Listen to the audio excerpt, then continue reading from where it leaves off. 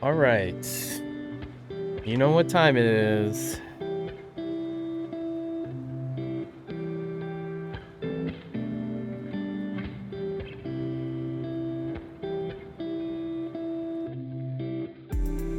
We're going back to another game. And when there's another game, there's another remark. So let's power this up. Give me a sec. Gotta set up.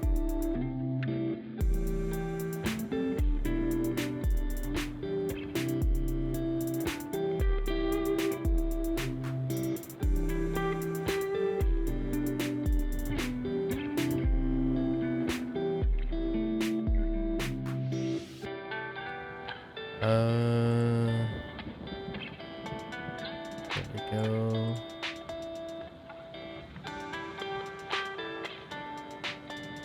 I gotta remind myself to set this up in the background and just leave it open or something.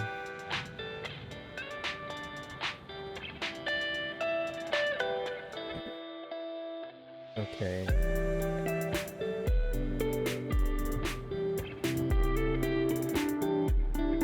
Okay. New game? We're gonna put that in quotes. New game. Just let me fill you guys in. So, today's news segment, which is gonna be juggled with our current game, a story about my uncle, right? We still gotta do all the completion stuff, like the speed runs and the combo gaming. So I typically juggle 2 different games most of the time with something regular. So OS is part of a regular, just regular stuff. And that goes with Neverwinter and Phantasy Star Online 2, New Genesis. So while we're doing this, Card Hog. So what can I tell you about Card Hog? Well, this is returning, so we're doing returning remarks. So this isn't opening remarks. So technically, this is new, per se. This takes us back to 2020, July of 2020. Thank you, Steam. Steam always keeps track. So back in July 2020, I would say, it's been over 3 years. Back in the day, I like to pick up. I usually buy Steam games when they're on like daily sale. I pick up a indie game whenever possible, or an early access game that looks really great. And early access games can go so long that they go on sale multiple times. So I picked up Card Hog along the way. I don't remember, as I was running this morning, I don't remember what I was doing at the time with Card Hog. I feel like I played a lot of indie games during the year 2020. And this was streamed. However, it was before I started recording things, because I wanted to get my feet wet and figure out how I'm going to present all of these things. So back in 2020, 2020 was when I played Hades. So it was around Hades period. Oh, I remember now. I was playing 3 other deck builders, or deck things that deal with cards. I'm going to say 3 digital card themed games, right? And it was Card Quest, Iris and the Giant,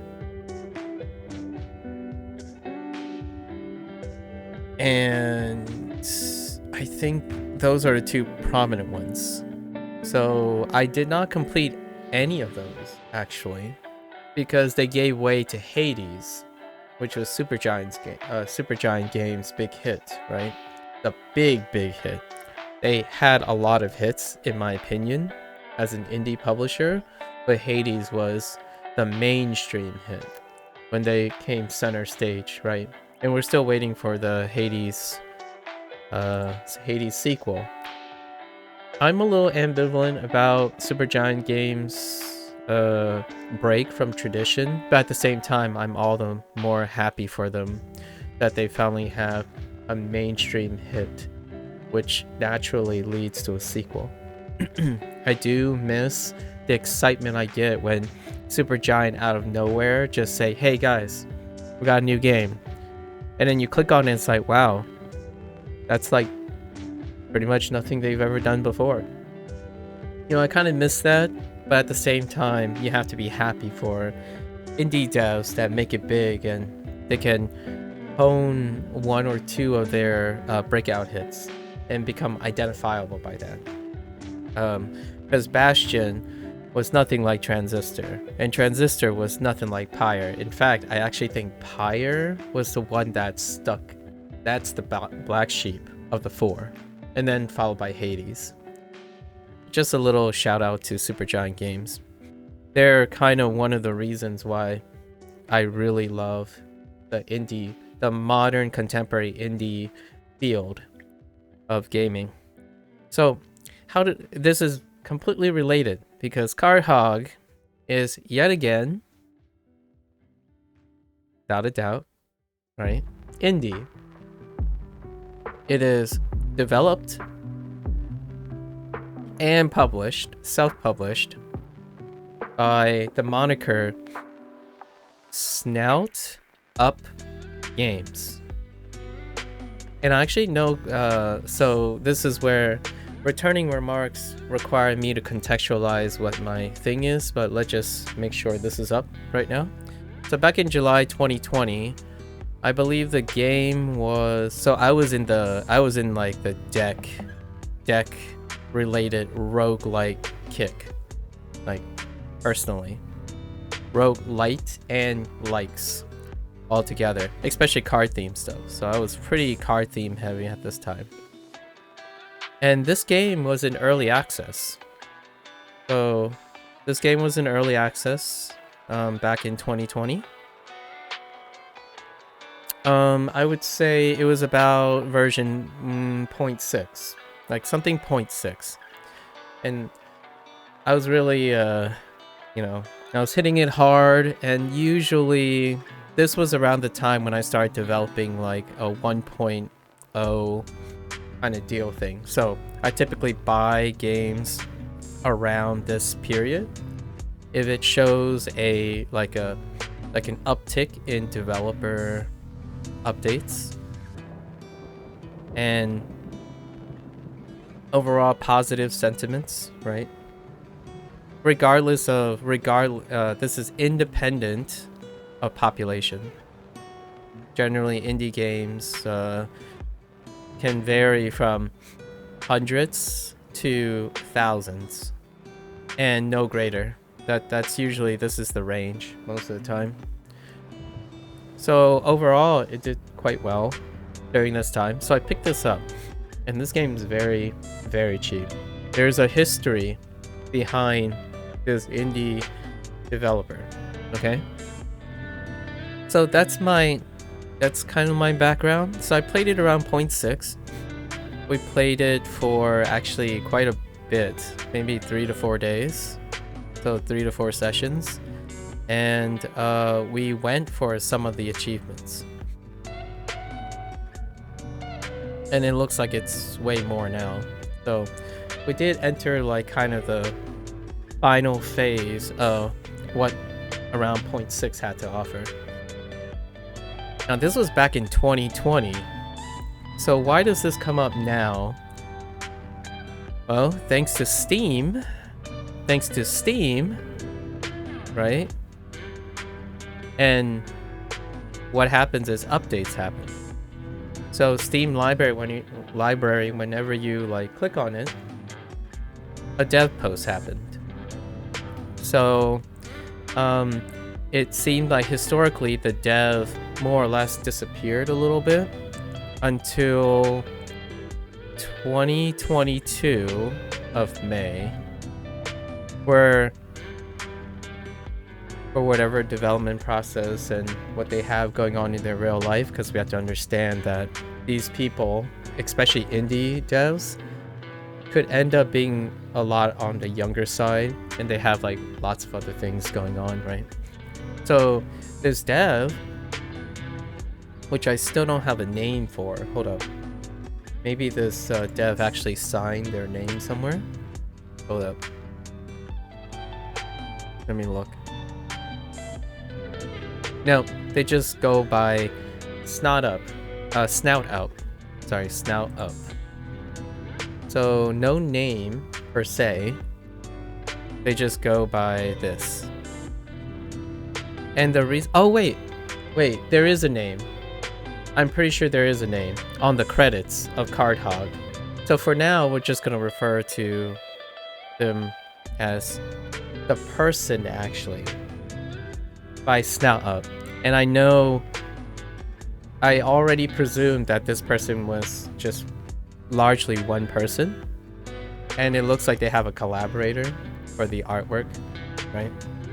So more or less, it's a one-person deal with collaboration of art. So two person team, generally speaking. And now I'm kind of curious if all the other games are the same two-person team. So the programming and everything is one person, right? The director position, and then art plus one person for art. And I'm going to say probably the same artist. More on that a little bit. So they updated, and they this post said 2023 is the year Card Hog is going 1.0. So sure enough, on my list, right?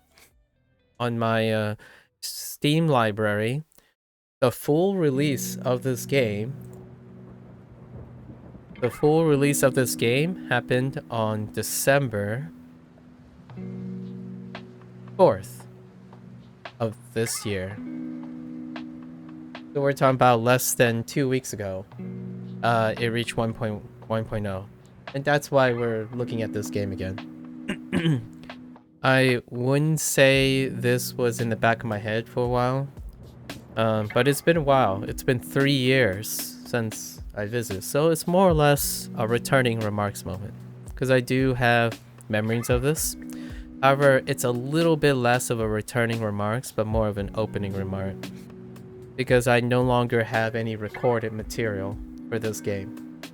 This is before a time when I started recording and storing stuff. Usually anything that predates early 2022 and earlier, there are no more stuff. I only have stories about it. Like one of my first games that I've ever played was Dirt 3, right? There are no existing people who know. At the moment, there are no person existing that knows the early games. Because none of those people are here anymore. So maybe I'll revisit some of these things and make a legacy series or something where I tell stories about the early days of Twitch, I suppose.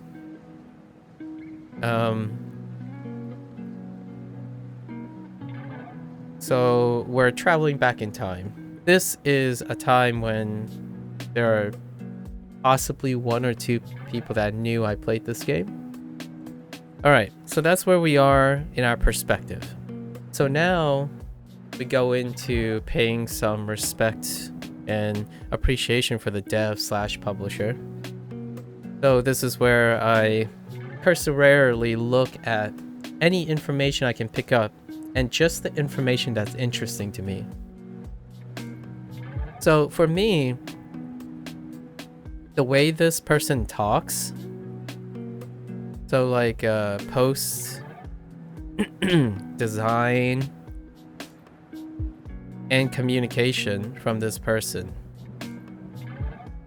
Definitely a super young person, like relatively speaking. So we're talking about when this person started making video games, I would even argue less than 18 years old.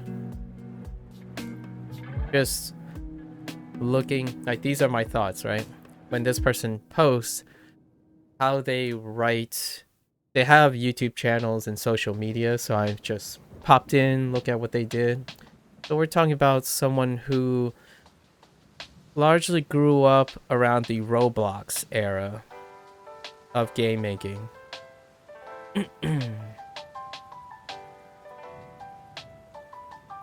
Hold on, I gotta blow my nose for a sec.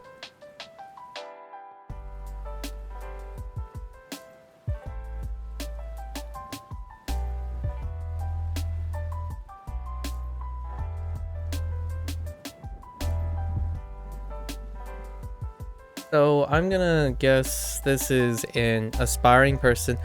Now, I would say the person's probably like 22, 23-ish. But when they started first making games, they were well below 18, in my opinion. Just very enthusiastic, very casual. Like, oh, hey guys, you know, look at all the wonderful things I've made. You know, very smiling, bright words. Less technical. It was just what I can tell from this person, just trying to empathize with a person. It's like super shiny, you know, sparks, passion, informal, right? Lots of informal. So it's kind of very endearing. Like, I find it incredibly endearing. And hopefully, and what I'm saying is less formal, less political, right? As in, like, there's no adulteration, like less cynicism, like lack of cynicism. So it's very trusting, homey, humble to some extent, like humbly prideful. I know this might sound oxymoronic, but what I mean is they're prideful in a very humble, innocent way. And that's kind of lovely. I think that's what immediately makes these games elevated. Like, and the games themselves, kind of illustrate that. It's very cute, simplistic, and simplistic in an elegant way. So it airs on elegance, elegantly simplistic. So it just strikes me that this person just wants to make games. Like, it's one of those very like romantic, I just want to make things for others to see and play.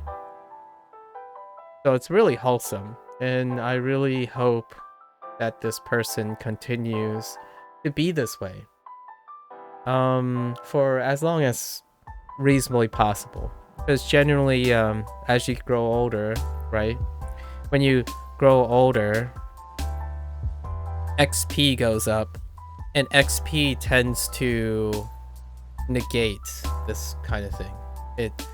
You start talking in a very formal way, and you start juggling a lot of things. So for now, it still seems like that, because in 2023, when this person finally launched, they were voicing like, oh yeah, we finally made it, I'm finally done releasing my first full-length game that is monetized, that is like a selling product, right?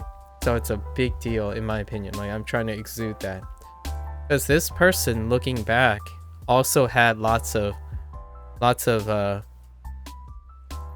I'm gonna call it freeware games, which is humble beginnings.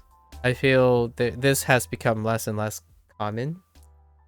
Actually, I take it back. When we talk about freeware games, right? I would say there was a period. I'm gonna say about 2000 to 2015-ish, where freeware games are just gone. Like, just the idea of providing freeware, which demos go under freeware. So are prequels. Like, not the same type of prequels. That's why this is rare. We're talking about prequels as in primers, as in preludes. They no longer exist. And demos were actually often prequels or primers for the full game. So this stuff trended really hard down. And the reason why I stopped around 2015 is because when you go to 2015 to present day, there has been an uptick in freeware again. And this uptick is not mainstream. It is an indie. It's specifically an indie property. And lots of the games that I'm tracking down that I want to buy and play, indies release freeware that are prologues, which they usually are possibly advertised as demos, right? On Steam, they would be labeled as demos, but generally speaking, these would be free prologues that give you a sample of the full game that's coming after. I can name a few games, but I haven't done the research. I'm just tracking them. Like recently, a game, just a slight shout out to some of the games I'm looking forward to. So these freeware things are different from EA, right? Early access games. It's even more accessible. So a great example would be something that just came out as a standalone game. Right, as a standalone game, but it's freeware, is a die. Hang on, the phrasing is weird in this one. It's called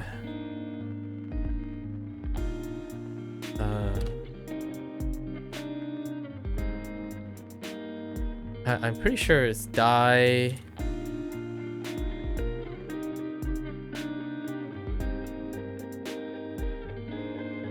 A die in the dungeon. It's called Die in the Dungeon, for example. So Die in the Dungeon recently launched a free Origins game, or aka Prologue. And it's an anticipation of its full release of the game with the same name. And this has become far more common now. It's an uptick where, hey guys, we're spending a lot of time on this game. I want you to get interested in this game. So here is a bite-sized version that showcases a lot of the game's thing, and it leaves you wanting more. But it leaves you wanting more in the anticipation that there is more. So this stuff, we're talking about in the heyday, this type of approach was 90s up to 2000s. It's a standard. Like, here's a demo of the game, play it. And the demo wouldn't necessarily just be a cutout portion of the game. It would be a product that has to coherently communicate what the game is about. So there's a new uptrend. There's a new uptick in this type of thing. How's this relevant? Okay. This developer. Oh no, I didn't use proper layers. Okay, we'll quickly. Don't mind me. I'm off my game today.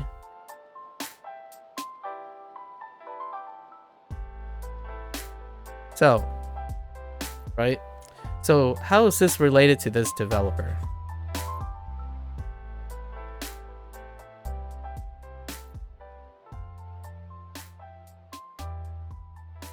This developer actually has a huge history in making games before Card Hog. They were smaller games. They were free.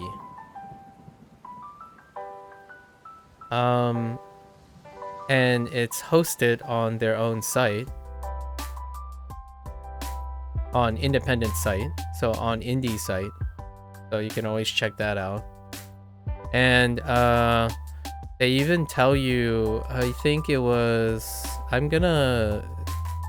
think it's called Game Maker Studio, is what this person talked about. They even have a blog about how to make games, like how they make games. So it's really cute. It's super humble beginnings where, hey guys, check out the game I'm making, and it's just this small little compartmentalized games. So this is the early days of indie, right, for this developer. Early indie days, and generally early indie games indie take inspiration. They're looking for inspiration, and then eventually it will be refined into something that is a breakout hit, right? And that breakout hit offers them the big decision. Do I refine the hit? And that's why I brought up Supergiant Games, right? Refine the hit, as in sequels. So I took a glance at the blog. There were already questions about if they're gonna make a sequel to some of their earlier games, right? And some of the earlier games, I will highlight 2 of them. There are many other games hosted independently, but the 2 that concerns me specifically are the 2 that are listed on Steam. And I actually have a side note about one of them because I have a history about that game design, since I play a lot of indie games. So the 2 under SnoutUp. So if you look under SnoutUp on Steam, actually there are technically 4. I mean, sorry, technically 3. But the 2 that I'm going to talk about is the one that kind of spun out of this. So, as the name suggests, SnoutUp Games. I'm guessing the artist and the programmer, right? The programmer is keeping this theme alive, which is something that the indie field does do. So it centers around a pig mascot. Most of their stuff centers around a pig snout mascot. So and we'll throw out a few shout outs to other indie games. I wouldn't be surprised if the other indie publishers are gonna possibly collaborate with this group if they're interested. Like, for example, indie verses tend to happen quite a bit. It's a way to create different types of genre of games and bring them together under one roof, like one theme, so that they can continue to mature the look, right? The aesthetics, the music, the continuity of all their games, right? Indie verses are theme and like IP stuff are consistent, while allowing a mechanical freedom. So whenever an indie has some successful established theme and IP, they tend to keep that theme and IP, creating an indieverse for them, and explore it mechanically. And I'll do a shout out to one indie group, and now like bigger publisher of indie games. The thing that I said earlier, publishers of indie, right? I'll take a shout out to Thunderfold, which are responsible for the Steam World games, right? So games that I played was Hand of Gilgamesh, right? Hand of Gilgamesh. I'm more aware of this, more like SteamWorld Digs, right? I didn't play firsthand this one though. Heist is another branch of it, and these are different genre of games, but they are consistently part of the same theme. And recently, Build was the next one. So Thunderfold didn't Thunderfold made these 3 games, like their in-house dev, but they collaborated with Build. And that's kind of the idea of creating an indie-verse. How's this relevant? Well, their pig mascot was showcased in 2 of these Steam games. Or the whole pig theme. And it's Bacon May Die. And I'm sure you know what the reference here is. And then Iron Snout.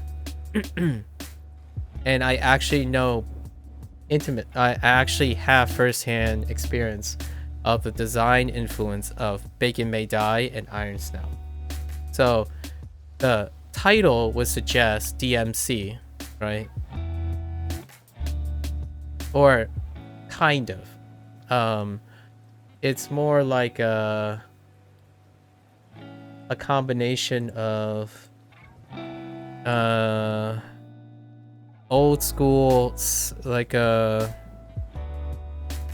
it's a simplified version of what will eventually become DMC, which is, instead of 3-dimensional, it's 2-dimensional. It's actually 2.5D, sort of. And in the indie scene, most games that are like DMCs, as in hack and slash hybrids of action adventure games, right? We're talking about days of like Castle Crashers. I would say Castle Crashers would be the closest, like contemporary popularization of 2.5D. Now there's a lot post Castle Crashers. There's shoutouts to like Scott Pilgrim, there's Scott Pilgrim games. Actually, Capcom,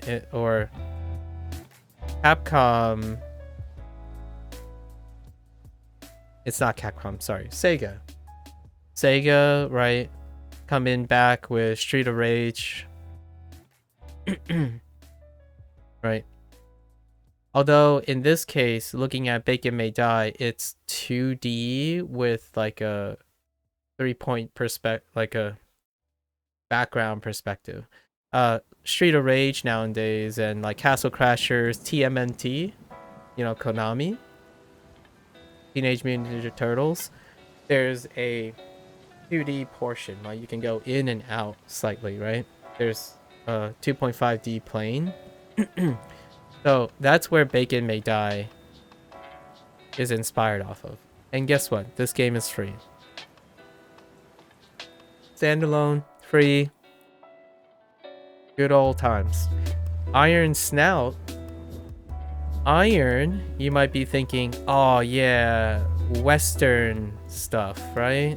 Like maybe there are guns or like swords, and sort of. But this iron, to me, it would be kind of fun to talk to the kid, to the person, about their inspiration. But Iron Snout is more in the sense of Iron Chef or Iron Asian inspired things.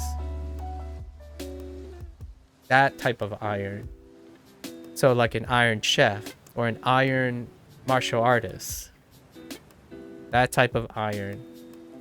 And sure enough, Iron Snout is inspired, in my opinion. I would be interested to hear where they got the inspiration, because I played another game that is a gold standard for the indie side of things that became a smash success. And like an unexpected smash success. And it's a game called One Finger Death Punch. And I actually played it on stream. This is another one that not many people will know that I have played, because there's no recorded thing.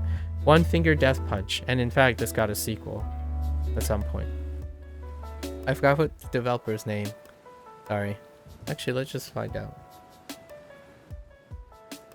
One Finger Death Punch.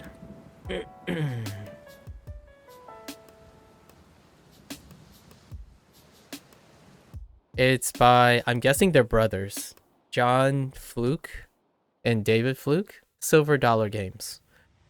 Yeah. I'm curious what the timing is for this. Let's look at when Iron Snout was posted. 2016. Yes, it checks out. It's a year or two. It's a year or two after One Finger Death Punch, and it was a smash. Like One Finger Death Punch. So One Finger Death Punch is more or less. I'm gonna get crucified for this probably. Maybe not. One Finger Death Punch is actually a rhythm game. It's an input timing game. And it only involves 2 buttons, left and right. With occasional, like, a third input. But what it does is, it's a spectacle by approach. So, like, you're a centered character, and you hit left or right based on objects that are coming at you. And there's a sense of rhythm to it. So, a certain weapon, a certain enemy type all have input rhythms. And it just involves left click, which is left, and right click, which is right. You could use the arrow keys too. So this game, Iron Snout, is their Snout version of One Finger Death Punch. So humble beginnings, lots of inspiration. This is the type of thing that I feel most people are referring to when they say imitation is the best form of flattery. I feel this phrase or this sentiment, this euphemism, has often been inappropriately contextualized to enable people in a different way. In this case, I truly believe imitation is the best form of flattery for this person, for this team of 2. I imagine it's still the same team of 2. And usually there's a and. Imitation is the best form of flattery that allows inspiration, learning, and growth. Like, it doesn't necessarily end here. So a lot of times euphemism, this is poorly contextual, inappropriately contextualized to a compartmentalized experience, not an experience that suggests growth, right? Like, for example, someone say, oh no, you know, I didn't do all that much, I just copied off someone. And then someone would respond, yeah, you know, well, imitation is the best form of flattery that allows inspiration, learning, and growth.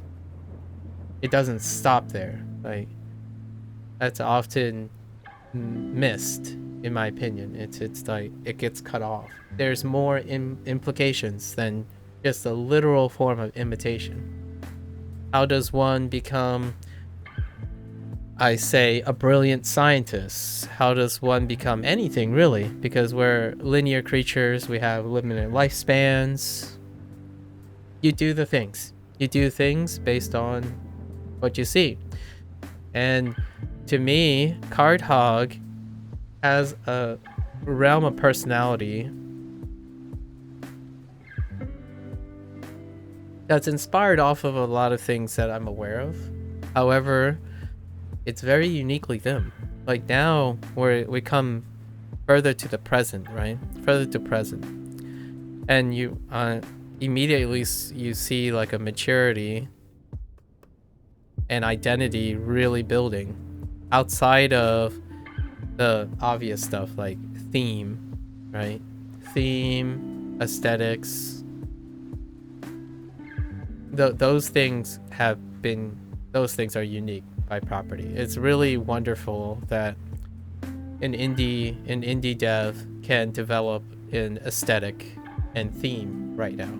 Obviously, some of the natural progressions of this development would be storytelling at some point, because these are to me, the apex of identity: theme, aesthetics, story. However, story can be a really big risk, right? So right now they're still doing maturity, identity, and fundamentals. So things like mechanical standards, right? Mechanical standards. So this game, using some of my, I guess, prior experience, this game is a card battler. So naturally, the events happen that use card representation as a way to resolve like dice rolls and animation and stuff. This is also a way to... They also use cards as a way to do dungeon crawling. I'll say dungeon crawling. There's lots of games like this where dungeon crawling can be represented by a grid system. And in this case, I'm pretty sure Card Hog starts with a 3x3, but you can customize this. It doesn't have to be 3x3, but a location can be separated into that. And it's turn-based still, right? We talked about the progression between turn-based as an early concept to focus on fundamentals and eventually dive into the more complex and riskier dynamic subgenre, which typically a lot of indie developers will stay on more on fundamentals than take a risk to dynamic stuff. Again, Supergiant Games is a great example, right? What else stuck out? Oh, and Iron Snout was free too. In fact, I think most of their games were free up to this point.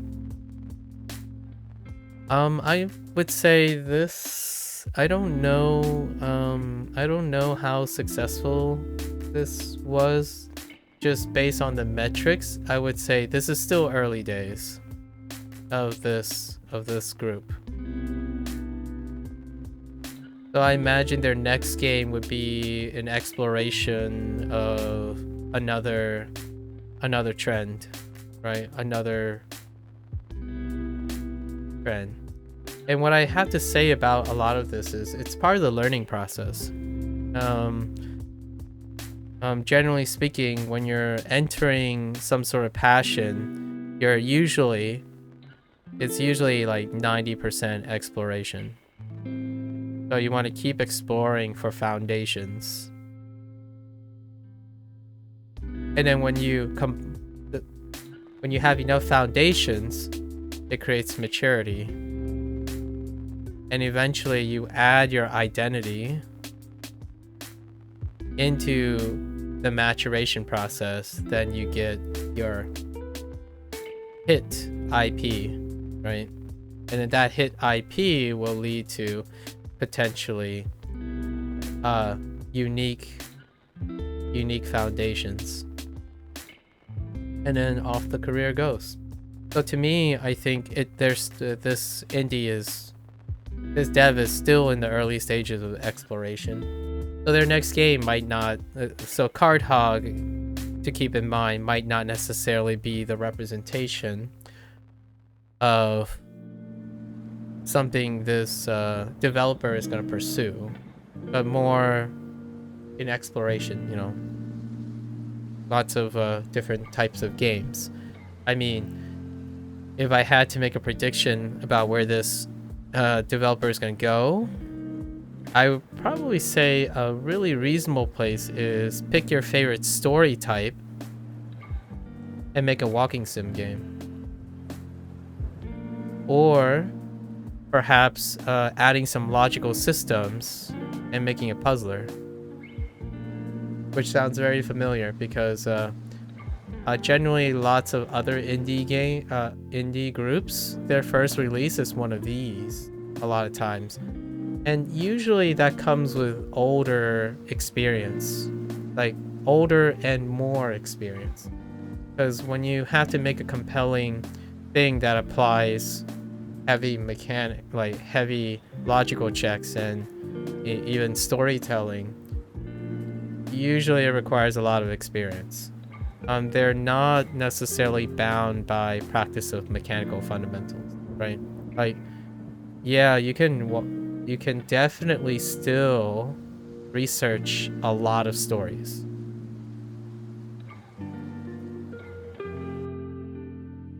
However, for the story to be successful, like in a walking sim game, it is like very risky because it has to be unique.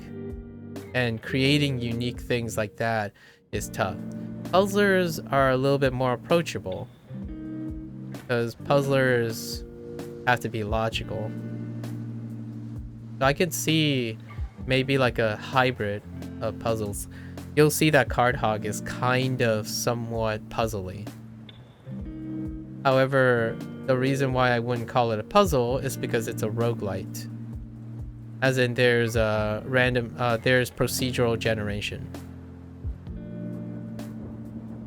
And that's one of the limitations of puzzle games, especially indie puzzle games. Perhaps in the future there's generative AI that allows you to procedurally generate puzzle games based on predetermined rules, but generally speaking, when you enter the area of Roguelite, which is where they entered, all the other games are very Roguelite-esque because roguelites can also just be short games in which you play over again with the availability of changing the permutation, the diff, the amount of lives, the amount of power-ups. Roguelite now in the contemporary space is more or less a short game that has replayability. So Iron Snout and Bacon May Die is effectively in its length a roguelite. Because you finish the game, you play it again, you finish the game, you might speedrun it, that kind of thing. So this game has RNG and procedural generation. So typically that means it doesn't end up developing specific skills that are necessary for walk sim and puzzle games. Walk sim and puzzle games require some sort of coherence, like consistency in design that's anticipatory, as opposed to noisy and procedurally generated, right? Who knows? That might be the next game. I can see a puzzler in the future, or maybe just a deep dive into story writing, perhaps. So from my early exposure to Card Hog, it is a very tabletop game, a very appropriate. There might be a chance they would publish a tabletop game for Card Hog, and a good shout out for this would be like things like Slay the Spire. Right? Mind you, this is not to misrepresent this. This game is a card battler. I know there are some buzzwords that tend to be misinterpreted, but this is not the same as deck building of Slay the Spire. This is more like a card roguelite game. However, it doesn't stop people from listing it as a roguelite deck builder. It does have deck building aspects per se, but the deck building aspect is more in the form of a card battler. Card battlers are fundamentally different from Slay the Spire's deck building in that the actual items and like things don't necessarily carry over with loadouts. So a card battler tends to focus on loadouts, like paths of acquiring things that behave consistently. Slay the Spire's deck building is the core of the success is the deck building. In this case, in this game, my 0.6 impression is that it's a card battler first. So there's no complex per se interactions that are needed to understand mechanically how they work together, right? It's the card representations have effects that have one or two interactions tops, and there's no higher level of interaction between them. So it's more of a card battler, and card battlers are closer to like action adventure games where like if you take a sword, that sword serves a function, and that function has different obstacles against that function. You slash with the sword though, and it's just slashing with the sword. You might be able to mod the sword. Generally that's where it ends. So it's a simplified, I would say it's a deck builder at its loosest, very loosest, most simplistic meaning. So a lot of times the reason why this is important, I noticed this on the store page and stuff, and it's very important to keep in mind. A lot of times when you use labels like roguelite deck builders, you have to be aware, at least in my opinion, as a publisher and a developer, that jargon buzzwords also is a reflection of how how educated you are as a developer and a publisher to become associated with products that are reflective and contemporary gold standards of the words you're using. So labeling this as a roguelike deck builder will inherently misrepresent your game, because Slay the Spire is the most contemporary gold standard of roguelike deck building. And this game and that is not close. I would say maybe 5% overlap in some design principles. It's not to say that sometimes the developer and the publisher has control over this. It's just one of those things that in the long run, for the health of development and understanding, stuff like this come up all the time. And it's a thing that I notice very often. Anyways, not to deflate anything, I love young indie developers that just likes making games, and it strikes as to me that this follows that check out my new game, and then people associate words and stuff, and that's where that development of the cynicism, right, appropriateness and professionalism eventually follows. So what I'm saying is this game is early days. Early days is a developer that just loves making games. Like just reading the person's update and notes and like the presentation and stuff. It's just like the early days of Flash games. It's like, hey, I made this tower defense game. Let's just make more tower defense games and things like that. It's really great. Moving forward though, since it's early days, in order for me, my thoughts is, yeah, it's great. However, if I really want to see something like this person just make it great, right? Just break out. This stuff is important. Where you're gonna go with your game, where you're gonna go with your game design, and where it is relative to all your competition, or not necessarily competition, but how competitive do you want to become, or how non-competitive do you want to become? So if you are not aware that your game is being associated with Slay the Spire, and you haven't played Slay the Spire, that's kind of, in my opinion, someone who doesn't necessarily want to commit to game development and publishing. It's not to say that you can't make it by luck alone without awareness, like developing games in a bubble. It's actually why I think this person is a lot younger person and super passionate about something that they might do for a living. It exudes that. So it's really it's super endearing because I see this young person developing and doing things in a bubble. Eventually, when you want to be bigger and more receptive to a lot of audiences, you eventually have to get out of that bubble. And that's kind of, it gives me mixed feelings all the time. Like, I wish it would be awesome if developers can still live in a bubble and just build whatever game on, you know, whatever they see fit. You can get to that point, but there are only a few developers that ever got to that point, and that's after playing the game of life, the game of consumerism. Like, that's after you go from innocent, I want to do it my way and my way only until I get good at it, and then you have to sell that, right?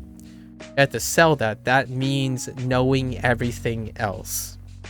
And when you become successful in selling that, you might go back to having the privilege of doing whatever you want, because then you become a pioneer, you become a leader. And, you know, what's a great way to shout out those who made it? There are not a lot of them, okay? Kojima. Come on. Like, we can't ignore the elephant in the room, right? Kojima. What is there more to say? Kojima. I mean, maybe we can stray away from game development and throw a left field homage to someone that I really, really like and have made a really large impression on my life. Miyazaki. And no, I am not talking about FromSoft's Miyazaki. I'm talking about Miyazaki of Ghibli Studios.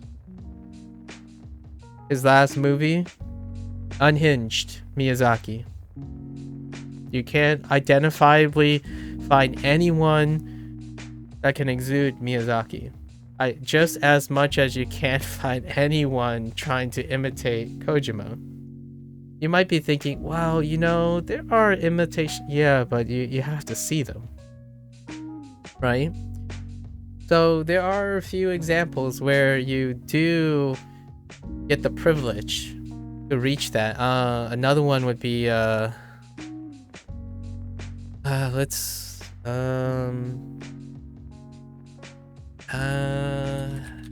feel like I have another one. Let's throw one more shout outs to like the most influential people. Yeah. Sakurai. Kirby and Smash. Right? Sakurai's like, yeah, you know, I'm not gonna make another Smash game. I'll just go and do what I feel like I want to do now. Right? Our early days, once you get that identity, you know, eventually hone in on your workflow and your foundations, eventually you're gonna have to become aware of standards and expectations, because that's where you're gonna garner enough influence to just pull anything. And the reason why it's no shade at Miyazaki from FromSoft. It's just that you can still see that FromSoft as a developer and publisher is in their early days. Because Armored Core is still legacy. And yes, Souls was their breakout. But it's still so difficult to reach still to the level of Kojima and Miyazaki and Sakurai. Because they have to find a new IP that can break from this. Like, what is Kojima's next game going to be like if it isn't a sequel? There is a sequel for like Death Stranding, but what is his next IP? Can't identify it. That's when you made it, in my opinion. Like in another way, in like you still get all the flexibility of having a huge legacy, but have all the flexibilities of creative freedom, right? I think FromSoft eventually will get there. Just that's why I'm saying, like, I'm not talking about FromSoft's Miyazaki. I'm talking about Miyazaki of Studio Ghibli. I mean, obviously, I'm not a person that can ever empathize with the visionary of these three folks either. I am in this middle stage where I know at least all the histories and whatnot at an arm's length. So we're playing the most contemporary game by SnoutUp, right? By SnoutUp Games. It's a very comfy game, so we're gonna hop right into it. I hope to see another I think it's very cute. It's a very cute game series, or a game theme. The whole pig mascot is very identifiable, and I think the artist has done a really wonderful job taking the aesthetic, like making an aesthetic spin. I don't know if it's the same artist that did Bacon May Die or Iron Snout, because there is, the theme is still there, but either the artists decide to swap up the way they do things, or it might be two different people, like other artists, and the collab would be just this one. I really like the artwork in this one. We'll talk about that more in a bit. All right, so there you have it, just a little bit of gathering some personal motivations. I love card games, like, and I specifically mean card games as in representation and the fundamentals, the breakdown and deconstruction of dynamic games that we have today, like gold standard dynamic games in the mainstream, but deconstructed and broken down to its parts using card representation. If you are someone who understands the dynamics, nitty-gritty of more complex things and want to appreciate what goes into the logic and design of modern games and not just playing intuitively and passively through them, I would suggest, you know, every once in a while pick up a game like Card Hog, or pick up a game from the indie scene, and you can really see the transition between something that's incredibly refined, deconstructed, and really fundamentally satisfying, like informative, to something that becomes more noisier and complex and intuitive. Because when you have, if you're saying Souls games, right? How much do you know about the fundamentals and the development history of what led to a game like a Souls game from software? And that richness can bring and breathe new life to things that you intuitively like. There's just extra stuff. I'm saying that while intuition, right? Intuition can bring joy. Intellectual appreciation plus intuition, just there's a higher ceiling. There's a higher ceiling for investments and sentimentalism. And often, if you sprinkle a little bit of intellectual stuff in there once in a while, you'd be surprised how well you pick it up. I don't think any human being is quote-unquote too stupid or too incompetent to not be able to pick up all these things. It's usually not about being stupid, or perhaps not even about being lazy. It's typically about engagement and practice. All right. Now let's go in and enjoy Card Hog.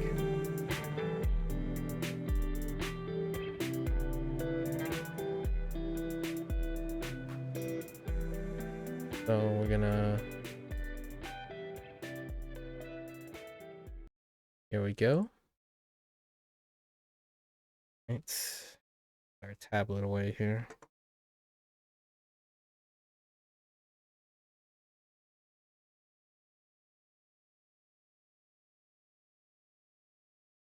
Going back into this game, probably a lot of knowledge checking.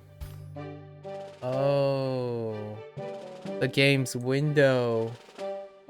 Dang, the game's window goes back to its original dimensions each time. Oh, we're gonna have to think about this.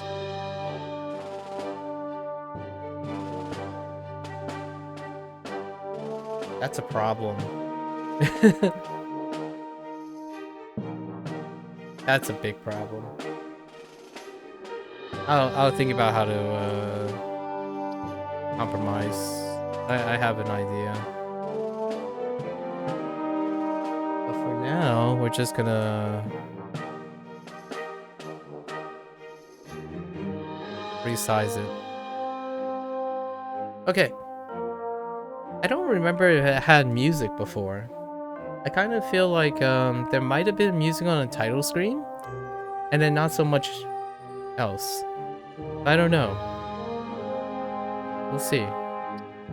Yeah, so this is early days, and it's made by a different engine or game maker studio. I'm not too familiar about how flexible game maker studio is. Oh, that's a little loud. Hold up.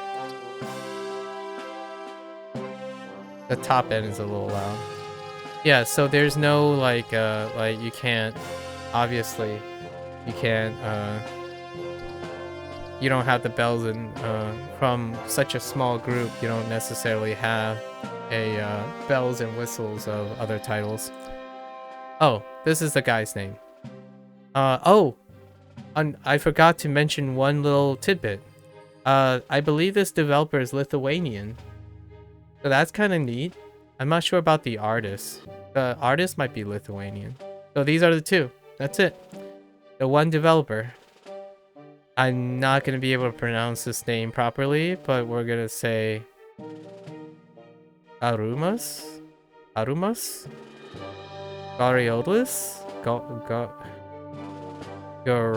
Goruel? I don't know. Sorry, my friend. This name is too difficult for me. We'll just say Arimas and Emil Duxbury, which Emil Duxbury. Yeah, so you only have two. There you go. I don't know if they use their name too often. Even on the site itself, like the indie site themselves, don't have an about page regarding these two. To me, it's important. I think for most people, unfortunately or fortunately, lots of end users, I would say the vast majority of end users, do not form attachments emotionally to their to the developer or anyone who made the product. That's a deep cut, but I would say at least over 50% of people consume products without knowing the creator. And that's kind of, it's not a bad or a good thing, generally speaking. It's just priorities, right? So, it's tough too, because you consume a lot of things, and a lot of things are made by a lot of people together. So, to me, it's fun to try to remember them, and I talk about them and their backgrounds like this in order to remember more, or at least try to remember. Because I'm going to tell you now, it's going to take me a really long time to remember this name. I'm sorry, my friend. However, Arimas is a good start. I should remember the last name, but I think the last name's harder. Although the first syllable actually shares with my name. So, Gariolis? Garuolis? That's gonna be, Garuolis is gonna be tough. And Duxbury. I think Duxbury I will, or Dewsbury?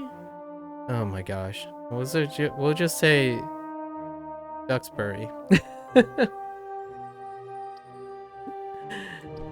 Alright. There's gonna be a knowledge check for this game, because most tactical card, turn-based stuff, there's usually a knowledge check. So let's see how much I remember. Oh, yeah, right, there's multiplayer. What's in the workshop? Oh, that's the custom games. So there's an editor for this game, which is fantastic. Anyways. Alright, let's just do the standard dungeon loop for the time being. Dungeon loops. Go around a boss-based challenge with towns, side quests, and difficulty modifiers. Right. And also, what was absent in this game was a final boss. So, I was really in the early days, like 0.6. I'm gonna say it was like version 0.6. So, there wasn't an end game, like a conclusion, per se. So, now there is. So, I'm looking forward to it. Oh, right, and all the peeps. I actually unlocked... Oh, and there are more peeps. Like, these are new. You can customize this card. Oh, yeah, I remember this. Boring? It's alright, let's go through some of these. I absolutely love this game. And the artist is amazing. Like, this is... The artist is wonderful. Duxbury. Right? We're gonna keep trying to use their names. What was it? Garuolis? Garuolis? Some part of me wants to call him Gargar. Him or her or what have you. We'll just call him Gar. Gar and Dux, okay? That's what we're gonna do. At least remember one of the syllables. So what is this? Defeat Charlotte with Hog. Defeat Disco Alien with Hog. Are these like separate clear conditions? Okay, so these weren't here. I don't remember this thing either. And this is your loadout. So this is kind of like the somewhat pseudo deck building, right? This is the loadout. And the deck building aspect is really unlocking the weapons and items, and then forming your own loadout. So that's light deck building, right? A deep cut here, funny deep cut. If you ever go to a person who only plays Call of Duty, you could tell them that you are kind of playing a card game. Your loadout is a card game. Because your loadout is a deck builder concept. Whenever you have loadouts, you have a deck. It's just, it doesn't appear that way because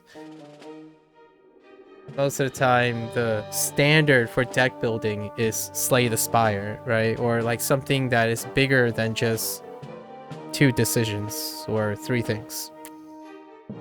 So a loadout can be hard oriented. You're making separate decisions in how they interact. Like even Call of Duty players know their play style and how they interact with those loadouts, right? Anyways, I don't... Oh, it actually says all the stuff. Okay, so on the bottom left, it has a pop-up to describe what these keywords mean. Thick skin means hog gets increased health. I know it's not visible because I'm on the bottom left. What is this shirt thing? Oh, you can use any skin now. Oh my gosh, there's a heck a ton of skins. And you use the beans for the cosmetics. What the heck? Okay, this wasn't a thing. How far does this go down? Whoa. Okay. We need to buy a skin, right? Oh, okay, we'll do one run. Just like... Yeah, we'll do one run. You can workshop a skin. Interesting. No. Oh, dude, the artist did such a wonderful job. Like Duxbury did such a wonderful job. Look at this stuff. It's so heckin' adorable. I love this art design. Anyways, okay, so we'll just stick with the bandana for now, and we'll just go. Upgrades. Oh, here's more roguelite stuff. I don't think this was here for me either. More roguelite elements, so you can increase your base after running. This makes me think that the beans are repeatable. No, they're not repeatable. Okay, so let's see. 9 characters. 9 times 2 by 3. 6. So 18 beans per character times 9 is 180-ish, right? 180-ish. I guess these are one-time purchases. Yeah. Okay. So you have... It's probably the same number of beans for all the upgrades and all the cosmetics put together. I'm not sure if you can earn beans outside of what's here. We'll see. So I'm not going to spend any beans yet. I do kind of want to spend some beans. I have 15 already from when I played before. I guess retroactively. Okay, is there an econ? Healers will offer more cards. Booster cards will spawn more times. Boss will drop some coins. Your ghost will spawn stronger. I want to do some econ stuff. If there is any econ stuff.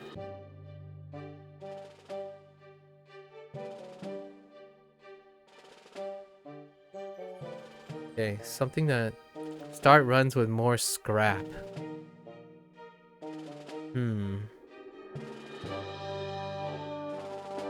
I think health is pretty good because it will extend our run length. Or I guess we're trying to look for something that will dramatically... Let's play first and see what the balance is. Oh, and it's a 3x4 grid. It wasn't a 3x3 grid for base. Oh, I don't remember if all of these were here, like all the UI stuff now. That's pretty sweet. What does this 29 mean? Oh. Use this to get upgrades from blacksmith. That must be scraps. And then these are coin. Shiny piece of metal to trade for goods and... Okay. Alright. Yes. I know. Stop blinking. I don't remember what anvil does. Oh. I think anvil's an upgrade, so... We want to... Right, it pulls down.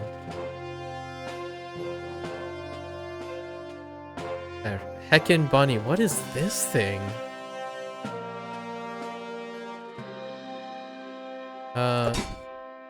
Oh, it repairs weapon. Okay, the anvil repairs weapon. Actually, can I look at these things? Oh, I can look at these things.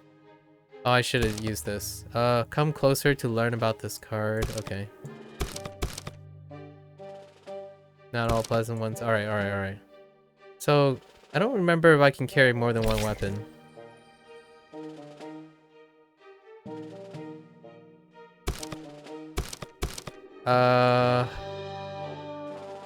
No. Yeah, I don't think so. New card discovered. Is it this thing? Oh, it's a booster. Okay, contains a temporary card for you to try out. Alright. Okay. Kill something every turn. Revolver. Get a good position. You'll hit multiple targets in one. Broken sign. A sign turned into it. Yeah, okay. Choose a card to kickstart your run. It will be added to your deck and usable 3 times. Okay, let's take the revolver. This booster card will spawn 3 times. But can I carry more than one weapon? I don't think so. What the heck? Stop dodging. So, how do I... Right, I have to move, right? Let's grab this. What if I move into something as it's... No, okay. So it doesn't go down as I move into it. Fair enough. This is kind of annoying. Just chilling in their webs. Dodges your first attack. Fair enough. We're just gonna use our health. Okay.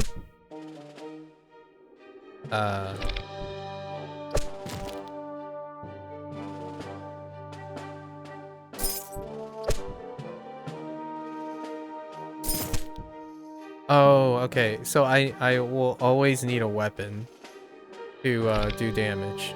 I can't just like hand fist something. What? Wait. What?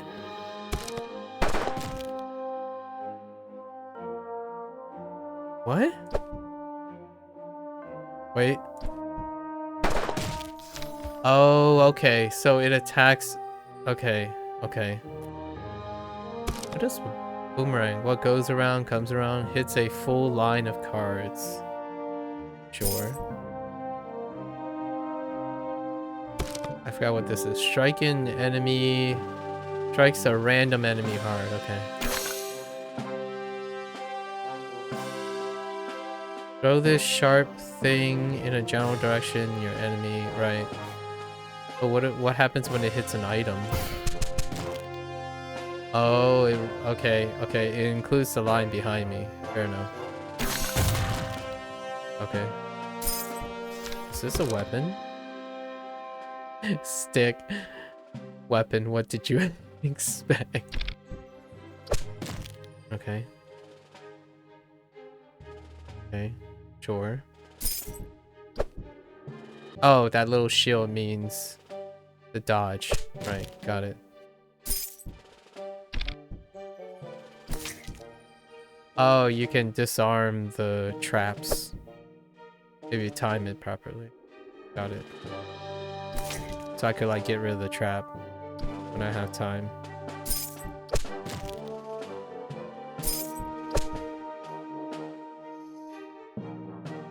I don't have a weapon. Darn you.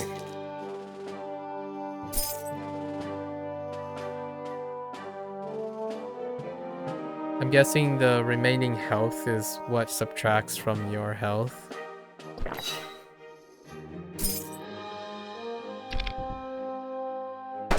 Hold. PogChamp?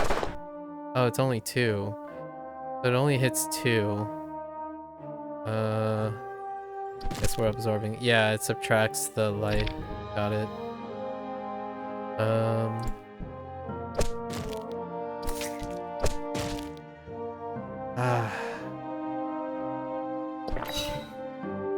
This is not going so hot. Dang you.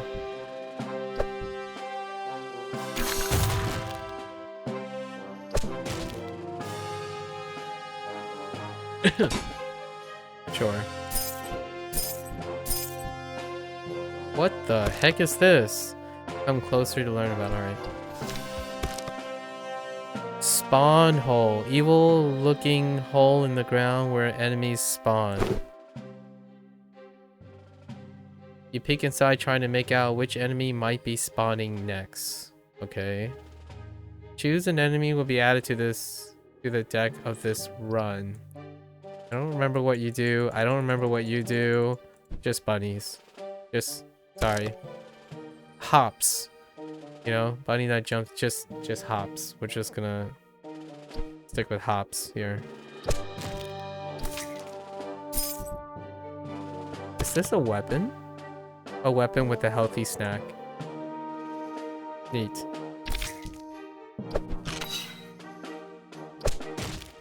Why would you dodge a carrot?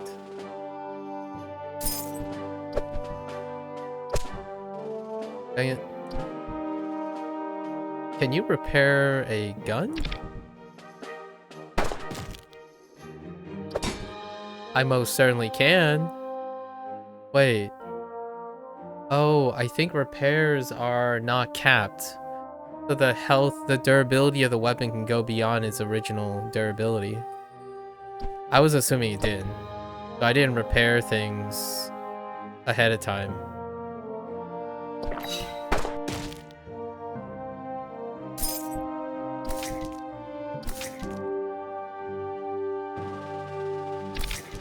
Dude, it's kind of rough. Juggling weapons.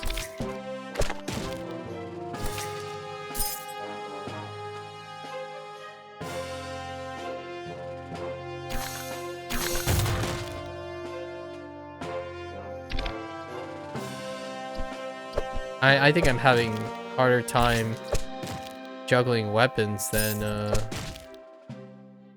anything. Ooh, crap. What the heck is this? Town. Safe area to meet interesting characters and improve your deck. This is new. A separate map. Oh, that's interesting. Rejuvenate, tired, and okay, we're fine there. What you're selling? Sorry. Almond. I have 75 gold. This is just can't pass without breaking. And then this is just a leave, I'm guessing.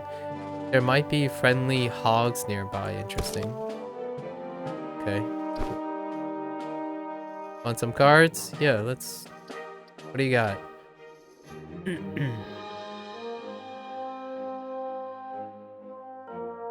Spend coin to supplement your deck. So that means these are gonna show up in the future.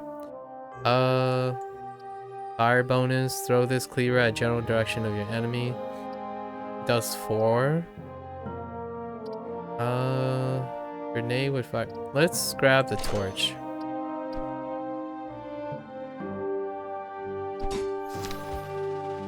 What is this?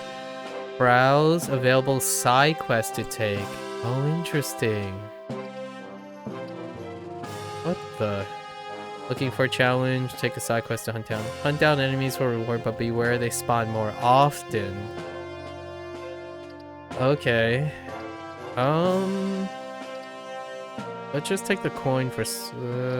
Yeah, let's just take the slime thing, right?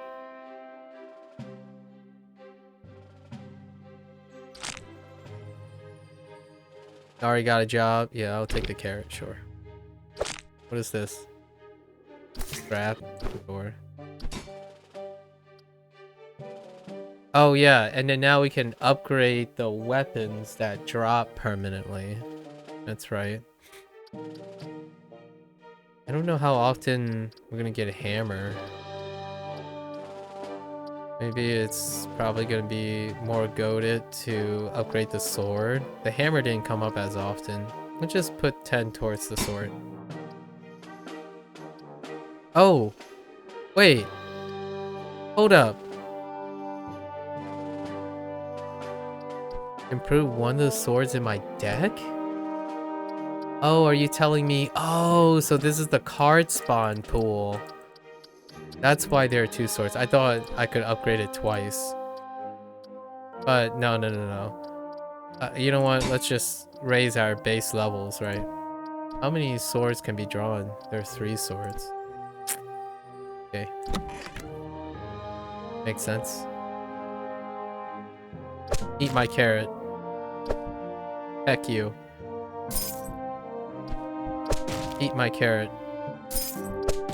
Man, that was a strong carrot. Spawn point.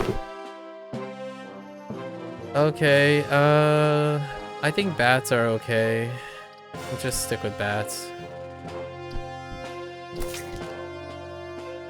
Okay, let's test my theory. So for durability, yeah, it always adds durability. Okay, good. So you don't have to worry about capping out. You butthead. Oh, my weapon broke. Yikes. Bad player. Bad player. Great.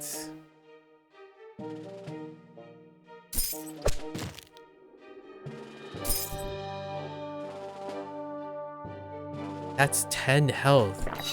What the heck, dude? That guy's hecka OP. Stun enemies for a few turns.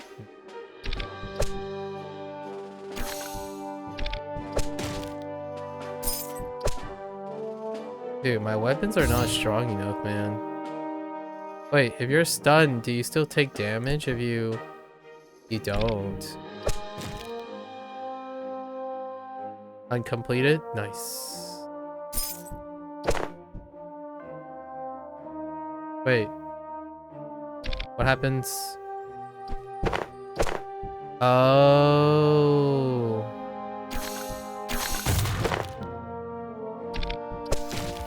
Okay, what's this chest? Is it a mimic? Oh, wait. I swear. Without a doubt, there's gonna be a mimic. How can you not have chests without mimics, right? It's gonna be terror, though.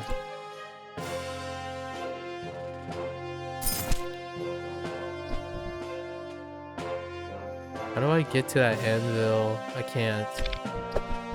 Oh, wait.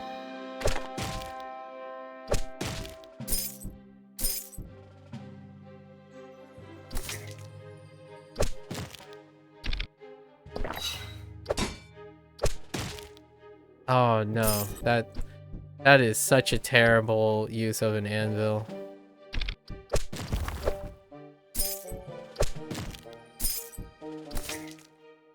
What the heck is this?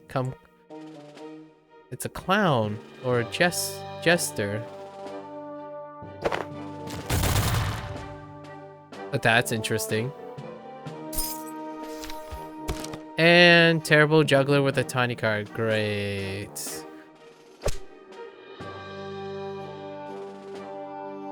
Oh, it's gonna drive ahead of me. Got it. Got it. Interesting.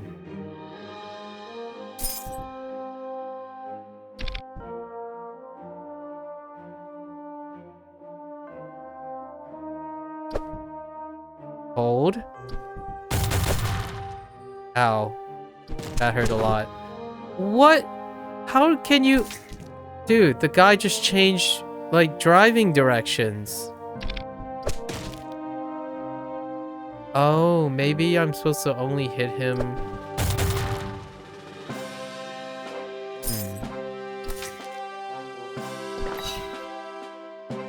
Maybe I'm only supposed to hit... Oh, and I see where the fire is coming down. Ah.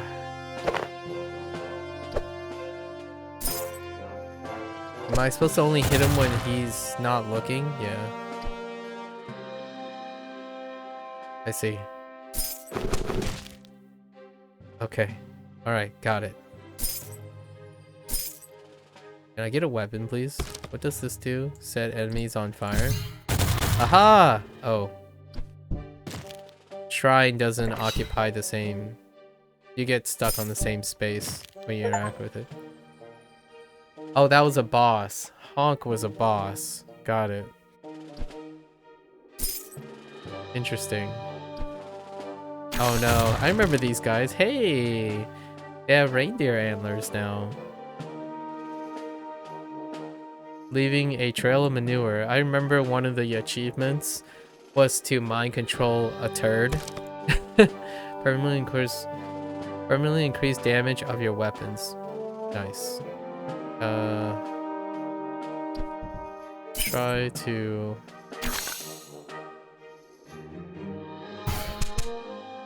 Do you have to use it the moment you pick it up? Oh wait, is it only weapons on the field? I wasn't sure. Can you not please? Great.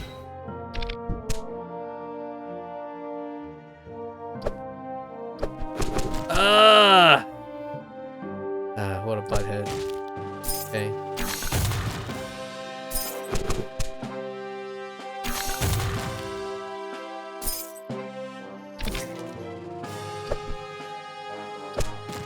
Dang it. I forgot. Doesn't change. What does this do? Oh. Is this... That doesn't do what I thought it would have done. Alright, we'll just add more bats, I guess. This is not great. We are, slowly but surely in need of some upgrades. Scaling is, not very great right now.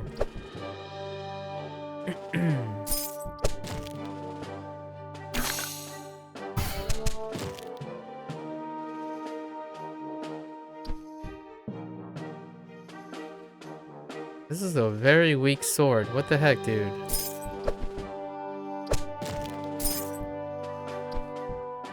Yeah, let's just eat this guy. We got a strong sword.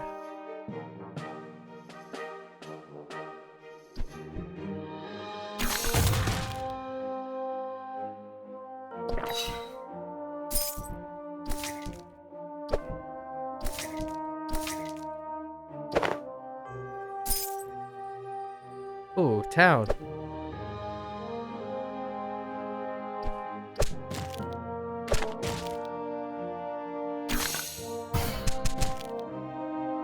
Okay. Let's just head into town. What are you? Assassin fire kills enemy when time goes dire. When time go dire. That's an interesting phrasing. How much do you cost? Bunnies that jump when attack. Hire a trained killer to remove enemy decks from your... Enemy cards from your deck. Ah, this is the card removal. Okay, so you know what? That is kind of deck building. I kind of... Alright, I'll take it back. Because the cards that are drawn for the dungeons can be manipulated, right? Yeah, it is like deck building. So I take it back. There is some there is a level of depth to the deck building. Because you're manipulating what cards can spawn onto your field. Why does this cost more? I see the like the Christmas theme. There's a Christmas hat on the bunny. Not a Christmas hat, a Santa hat.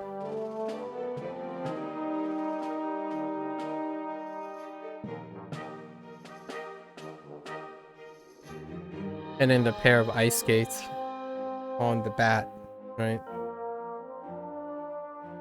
I'm not sure about the spider. It kind of looks like an ornament, I guess. Like they're like...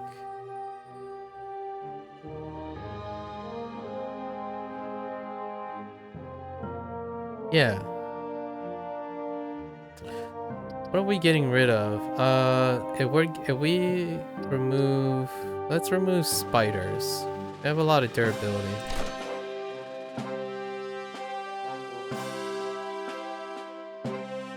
Wait, can I remove more then? Oh, I can. Interesting. What do you have for sale right now? Poison grenades?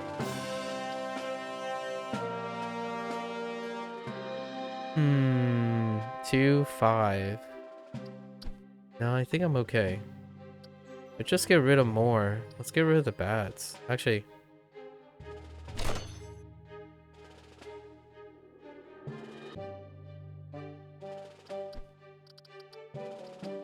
Oh, and he removes the upgraded ones. Oh, interesting. Alright, alright. I see now. Alright, fair enough. This is actually kind of cool. I wonder what causes the mobs to upgrade.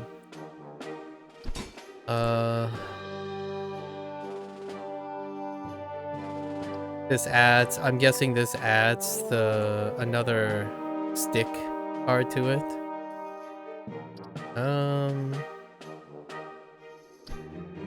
Does this add more bunnies? It does not add more bunnies. Okay. Honey. Or more scrap. Oh, honey heals over time. Got it.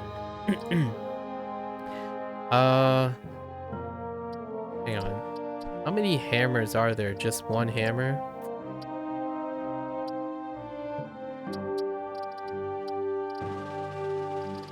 Just one hammer. Yeah, we're just gonna upgrade swords. Let's upgrade our baseline swords.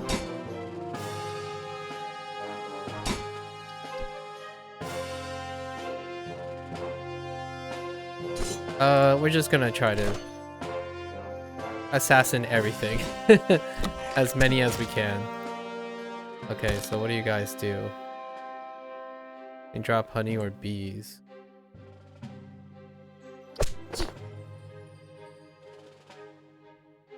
Okay.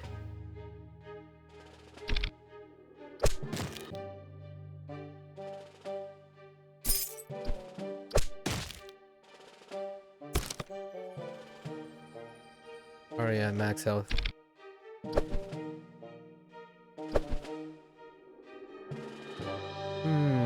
How do I...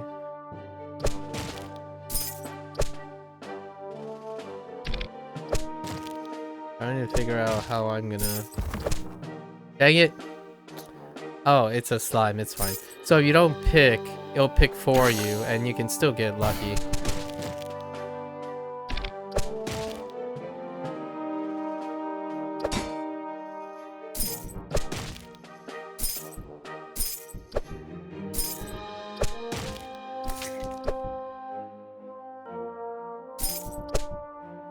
I'll just absorb this. A chest. I'll absorb this. More coins. Okay.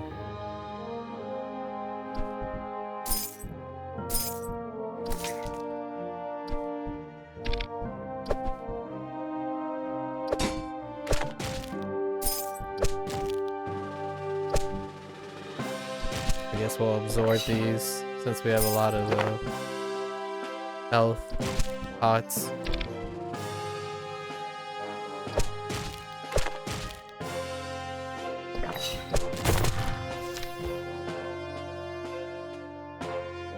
What just happened?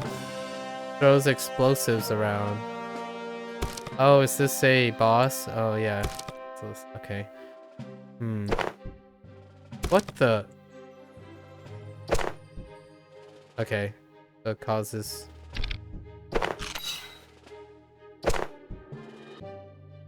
Okay. What does this do? Heal some health every turn. Alright. Interesting. Oh, it has splash damage.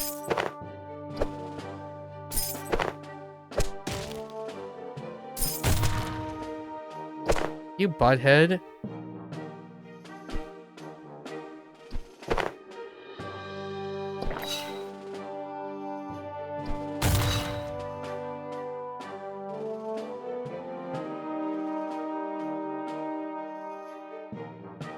I can't get to that. We're just gonna... Dang it, freaking spiders.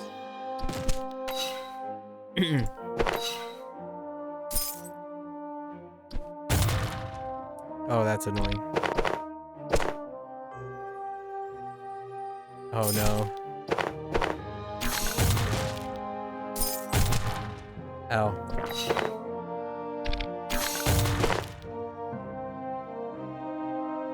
Wait.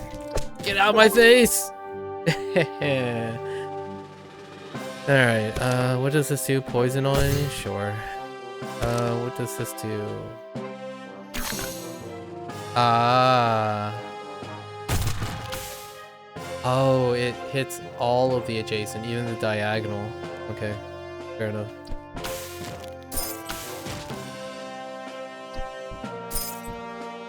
What is this? Permanently increased health. Oh, it also heals you. I don't understand how that works. Why did it hit that thing? Scammed.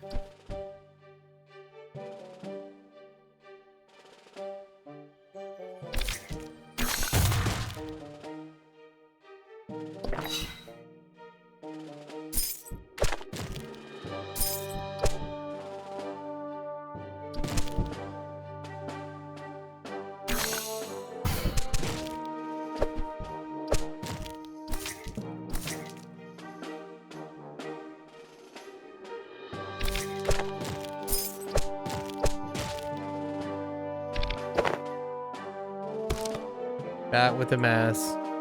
His name is Ronnie.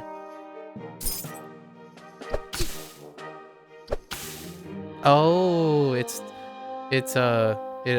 affects enemies too. Get out of here, Ronnie. No one loved you. Just kidding, just kidding. I was a little insensitive.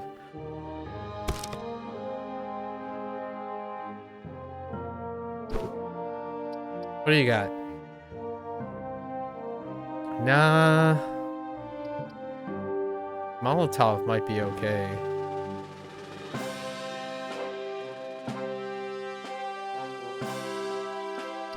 How much money do we have?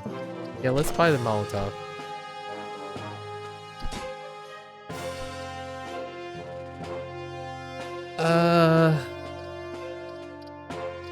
No, we'll just take the cash.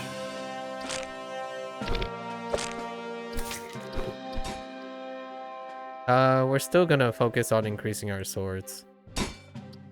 It's definitely swords.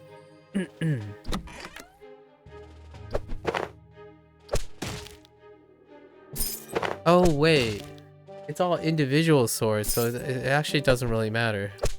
Because they have... Did that add? I'm not sure if it added. Okay, so how does this work? Like, how do I aim somewhere else? Wait. I don't understand. Turns other cards into coins. Or zombie. No more weapons. That's a problem. That's a big problem. I need help. What is this? Control an enemy?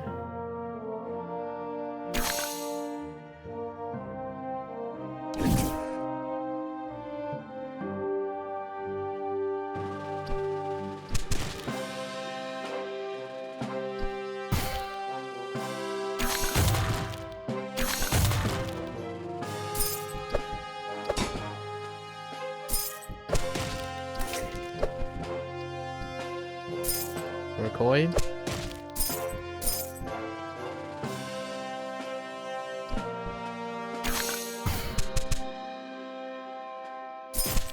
Oh, it's kind of Pepega.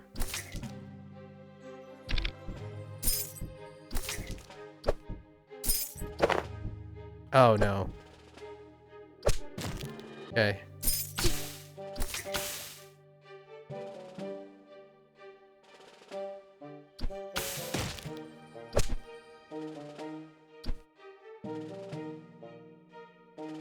I don't remember what this guy does. Spawns flamelets when attacked. I have no health.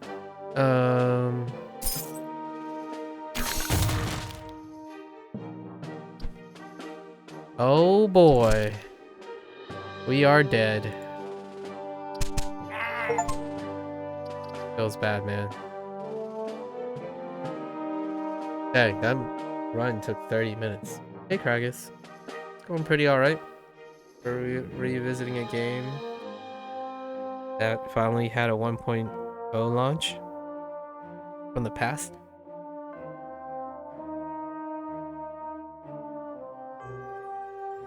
How are you today? Anything on your mind?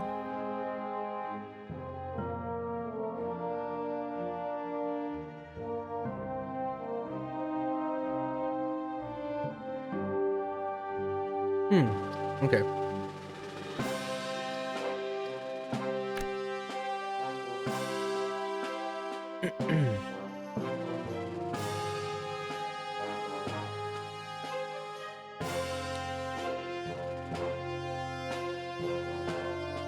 So we took out this guy.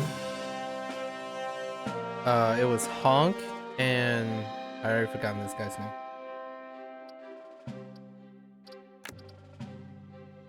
Mole Miner, of course.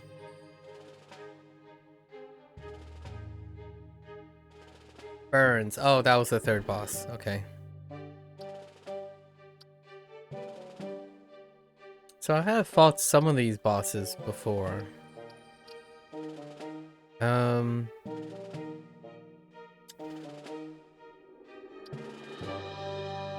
You're in a waiting game? Oh, well, best wishes about your mother. You know, waiting for news. Hopefully some good news.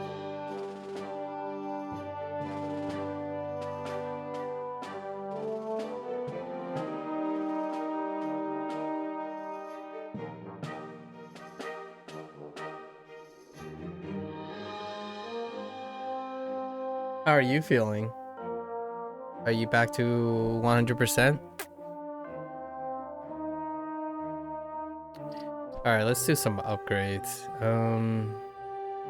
Booster cards will spawn more. Was it boosters? Oh, what were the shrines? Yeah, we need shrines. Let's grab the shrines. Shrines are great.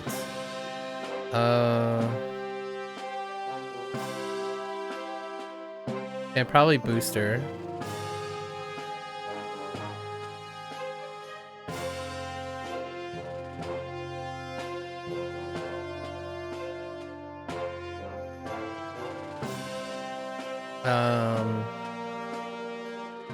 Stronger starting weapon? What does that mean? Does that affect my deck? More shrine power. She went in for a checkup. They saw something and did surgery within 30 minutes. Oh, okay. That seems really, yeah. That's pretty ambivalent. You're finally feeling better? Nice, nice. Silver linings. Silver linings.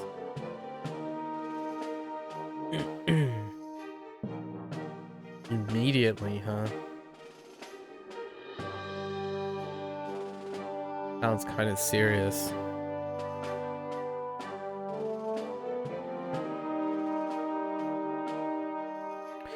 Oh, so you get starting weapon, then you... Okay.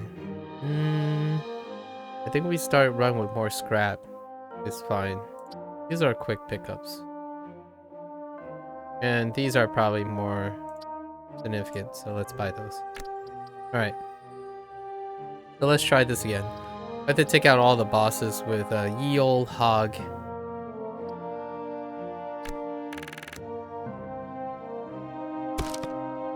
Snick. Don't step on Snick or you'll get poisoned. Got it.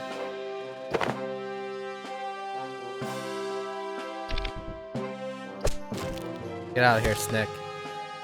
Add poison effect to your next. Okay. What the heck are you? Bushy. A suspicious looking bush. Alright.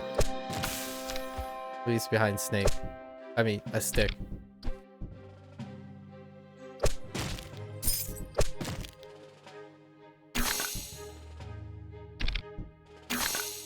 Alright, what's my booster? I guess I'll take the fireball.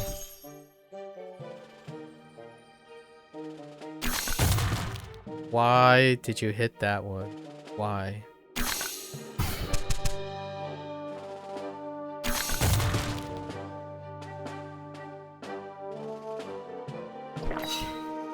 How did I get hurt? Get out of here.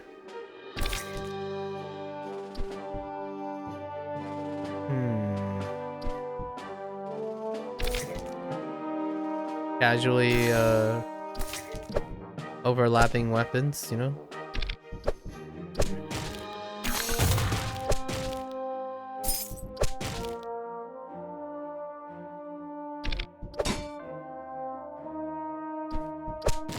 Get out of here.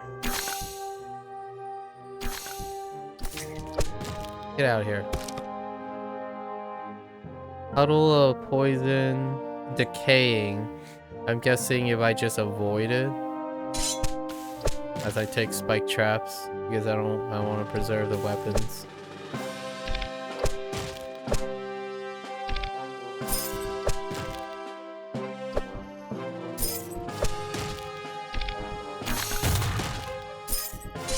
Oh! I don't want to talk about it.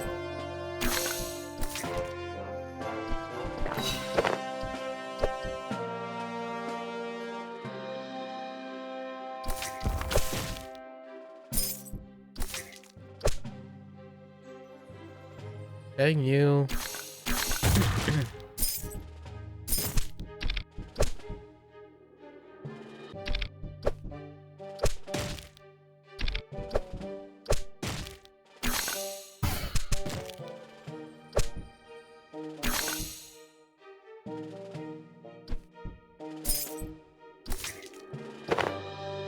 What is this shrine? Oh.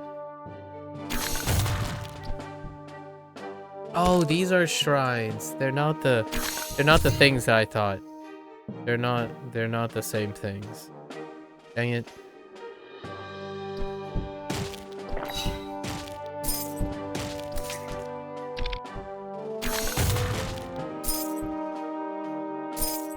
Get out of here, Snake.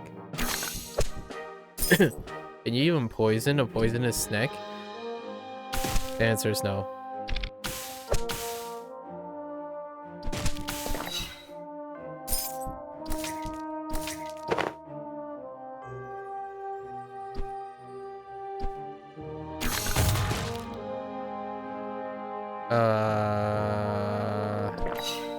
Awkward. Dude. Where are my weapons? Hello?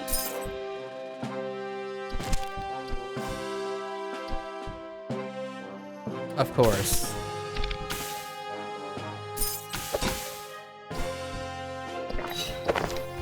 Of course there's a mimic.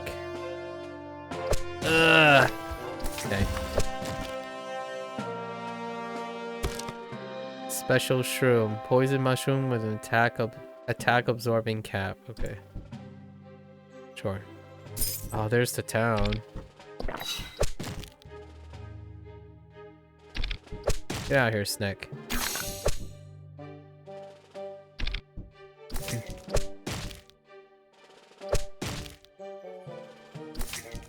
Alright, let's get into town. Okay. What do you have? A hammer? I guess.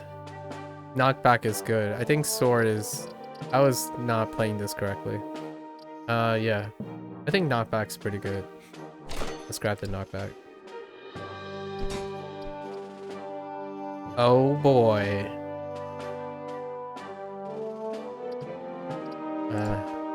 Bunnies it is. Yeah. Upgrade the hammer again? Yeah. Let's go. Alright. What the heck are you? That's definitely a possible. Dude. That is one steroid injected bunny, man. Holy heck. Terror. That's terror. Oh! Oh my. Buffs bunny. I get you. Never skip leg day. I don't know about that. Those legs are kind of weak. Buffs bunny. Oh, okay. So, wait. Oh, he can damage weapons too. The bunny can damage the weapons it lands on. What?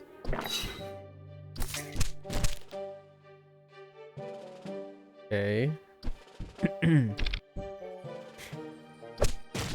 Oh no, it's switched. Get out of my face. Oh no. Dude.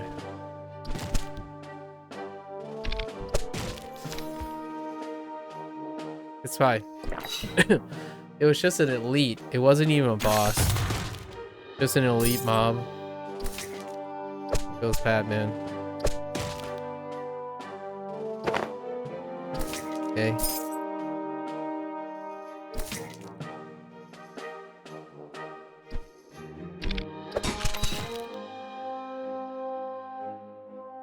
How did that attack?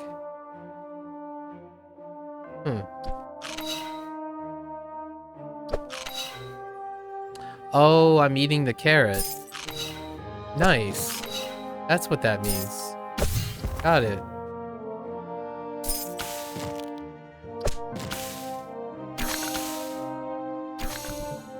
Oh, I didn't mean to do that.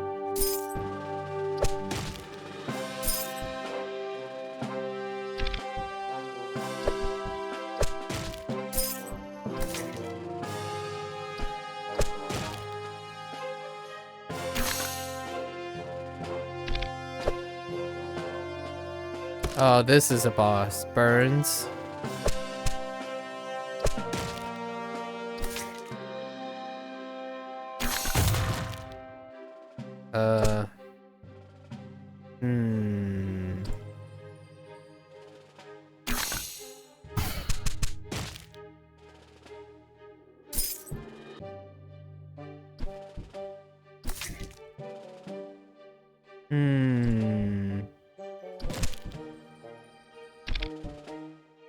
Why does this only have 2 durability?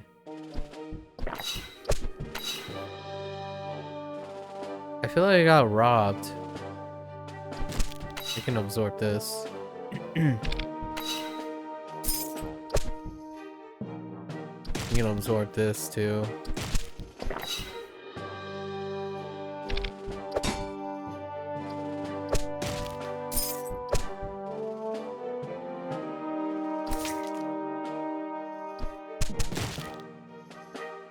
Okay.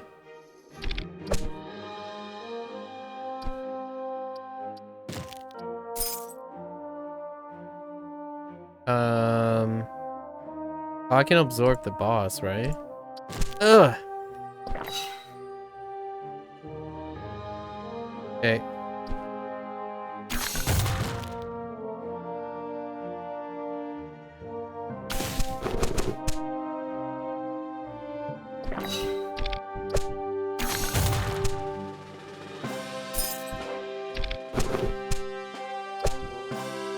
That poop. That poop though.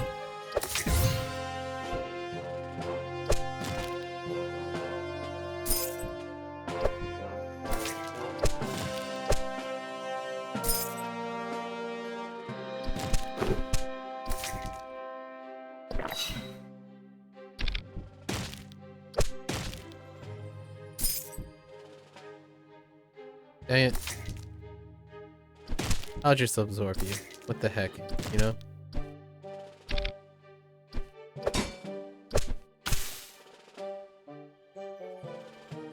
Yeah, let's go in here. Oh, is this poison? Interesting. Wait. Oh, it's not. I just saw green bubblies from it. What the heck? Alright, stab. Yeah, stab these guys. Okay. I don't think yeah. We don't get the early stuff. I don't know how strong these rats are. These are some scary rats, though. Okay. What are the stats on the rats?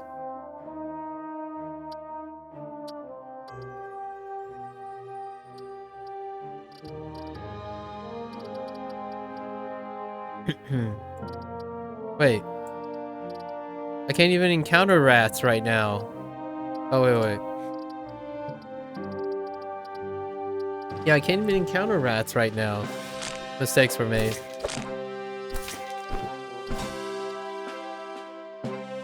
Yeah, let's just all in on... Oh, no, we can't afford... Yeah, alright, fine. Let's just raise the base level of everything we got.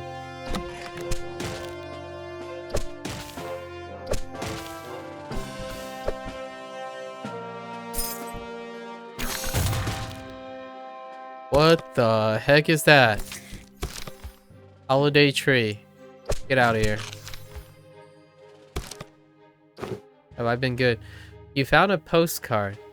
Thank you for playing, Card Hog. We wish you pleasant holidays and a better next year. Cheers, Outermost and Emilius. Oh, full name Emilius. Aw, that's cute.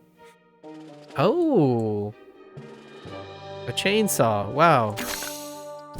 No, that's cute. That's really cute. Oh, rats can attack. Okay, I see. Get out of here. Aha!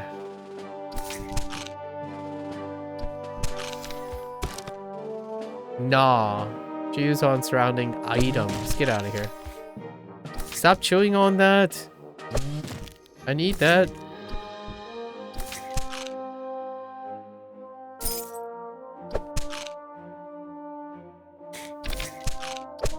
You butthead. I wish I could keep that.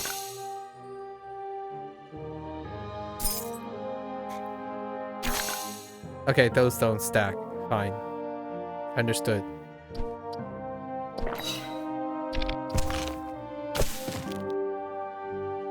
Wow.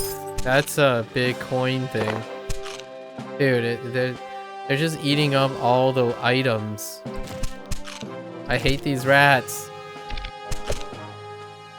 Oh my gosh, I'm almost dead. Mistakes were made.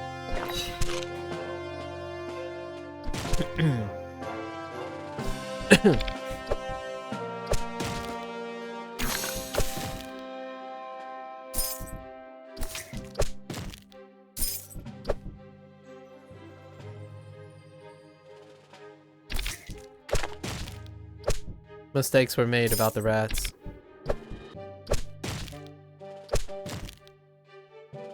Oh, okay.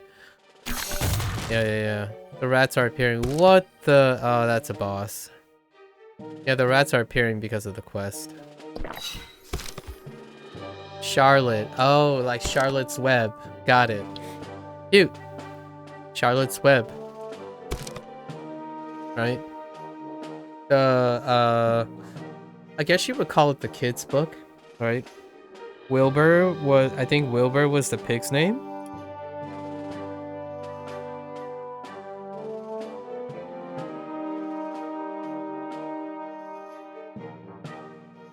Right? Let me double check.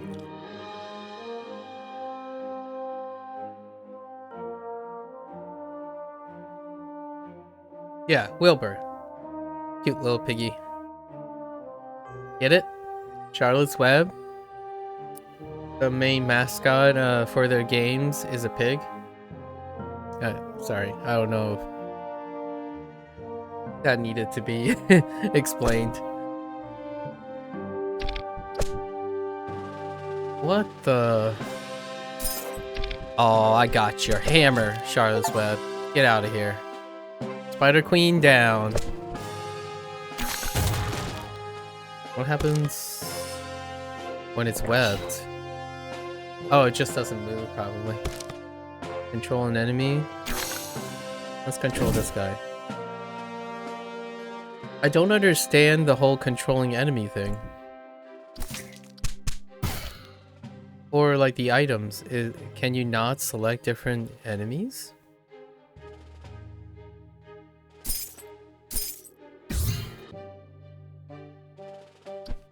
Like,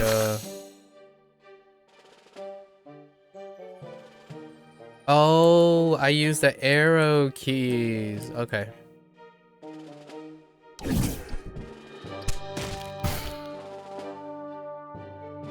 Oh boy.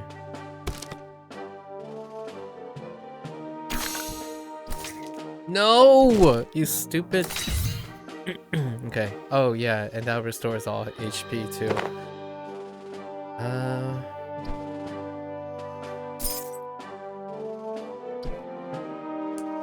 Right, quest reward. You actually have to collect the quest reward. Not great. Can I please get a weapon? Weapon, please? Hello? Weapon?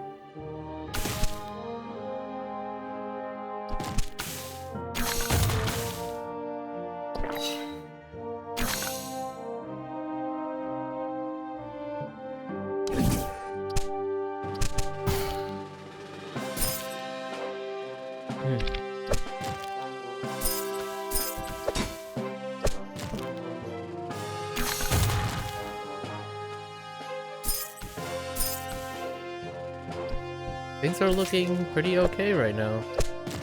It went from really sussy to kinda okay. We want to hold on to that shrine.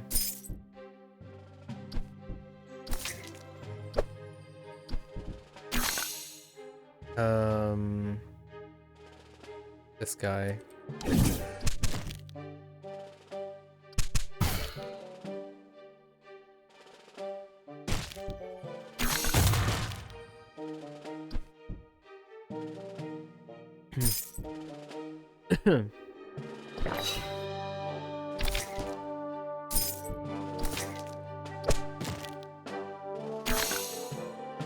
Oh, there's the town. Let's poison these guys first.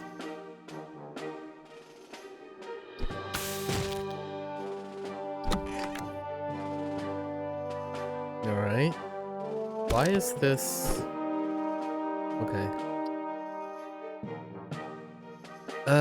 Another fireball? I feel like another fireball is great. Let's put in another fireball. What the heck?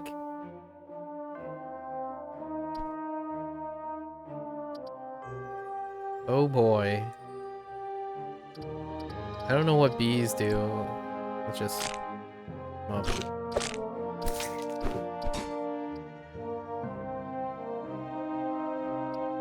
I guess we're raising the baseline of everything. Can I, how can I look underneath this? Wait. How do I get down there? Look underneath? Is it like a secret? How do I get to it? What? I feel like I'm scammed. I feel this is like a scam. Like I can't get to it.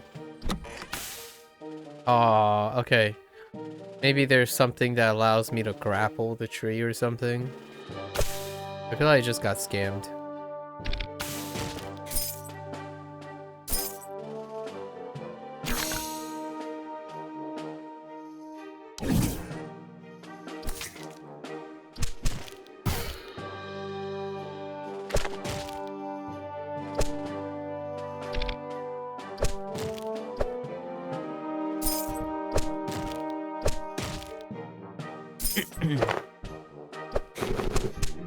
Oh, you butthead. Really?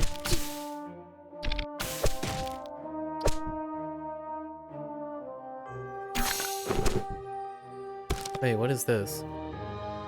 Oh, that's my previous body. Probably.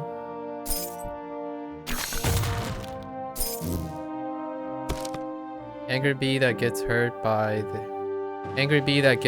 by their attacks. I see.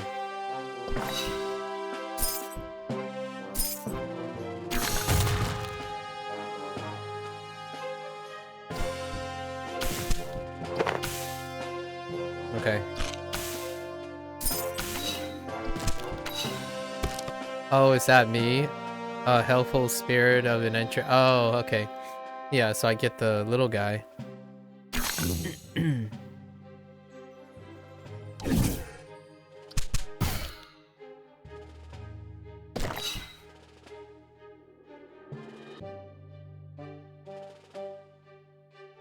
Really? What happens if I interact with him? Oh, nothing. Okay.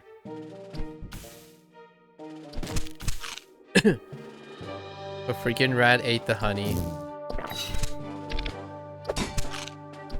Stop it. Oh no. The mole miner. Get out of here.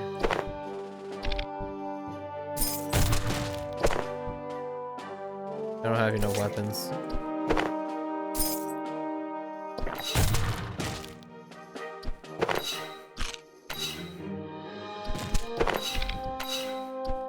Get out of my face! Get out of my face! Okay.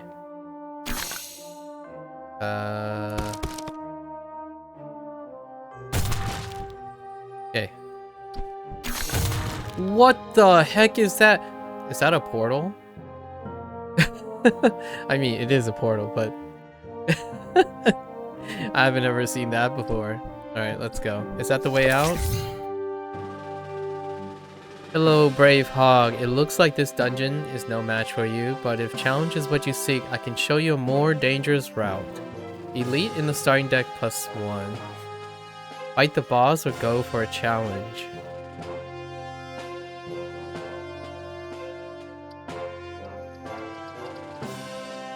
Let's just go for a challenge, see what happens.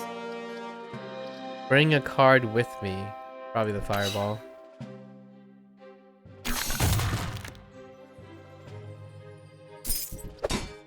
Intriguing. This is definitely, we're entering new territory here.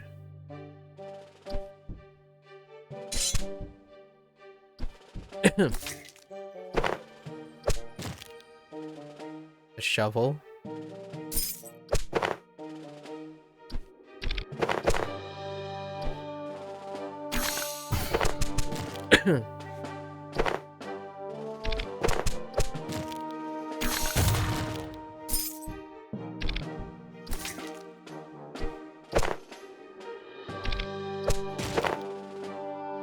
What are these guys?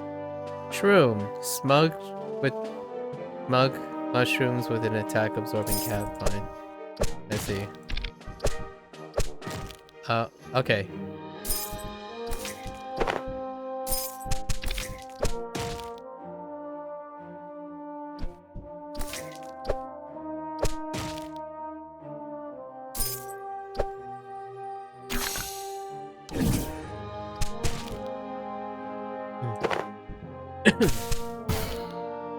Okay.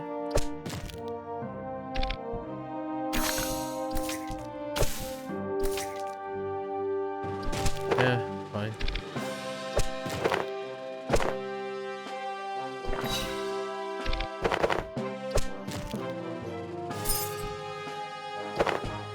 Oh, right. I can dig on empty spots.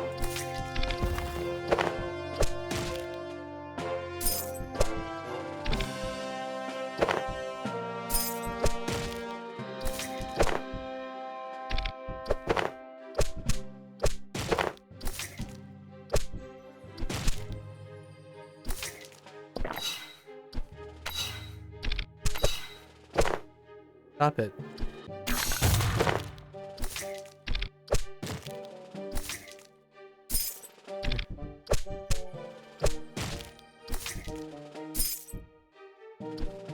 Down. Okay.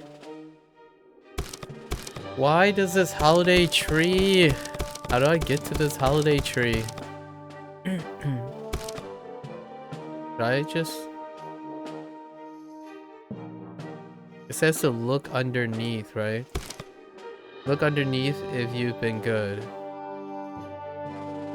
I'm looking underneath. Oh, maybe I haven't been good. There should be something underneath that. Okay. That's probably how that works. You know what? Let's add another fireball. I want to get rid of... Wow, both of these are bad. Let's get rid of that and that. The bats are okay. Oh no. The freaking rats. The heckin' rats. Ugh, okay. I mean, I don't want to deal with bulls. Oh, does this reset too? Alright.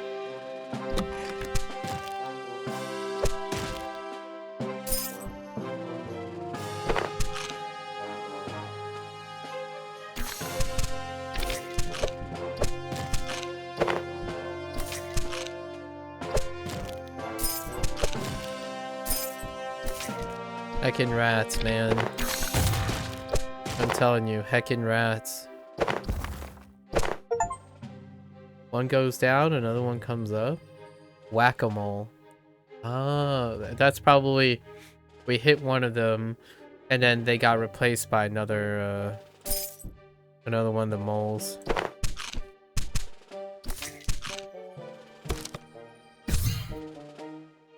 Get fired.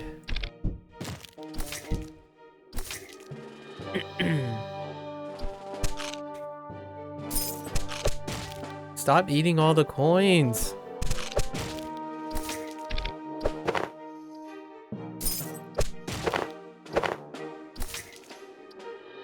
Okay.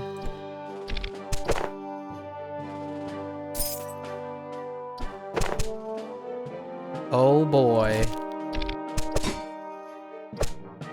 Oh, you know.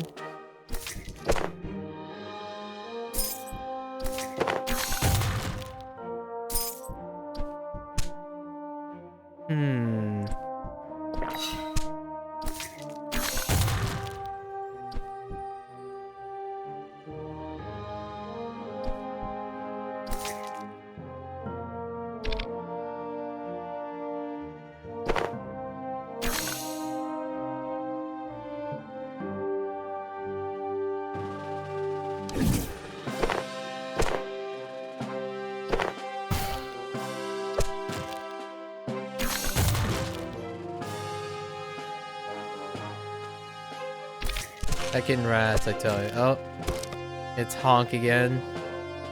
Alright, Honk. What is targeting here? Oh, okay.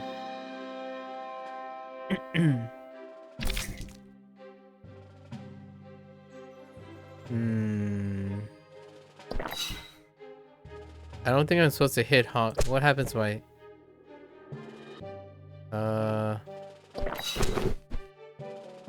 not sure.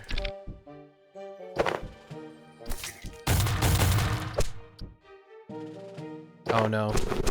Oh.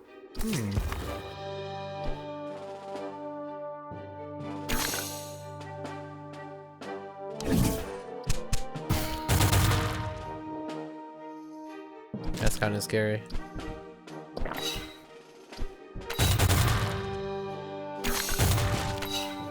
Dang it.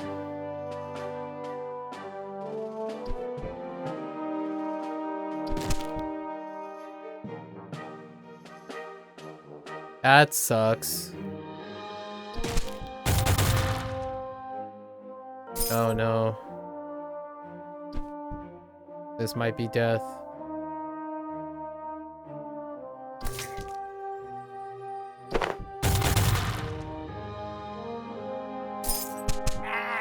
Rip. Alright. Okay. Okay. Got 4 beans. Well, we'll play a different hog or a different pig each session. So we'll stick to this guy and then run down the sessions.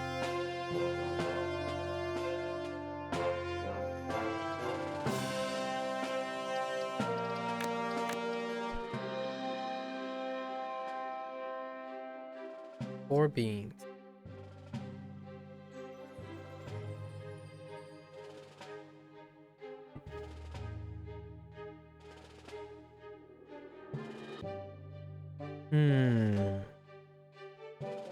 I guess we just start with a starting weapon. We can just save and get the +1 health.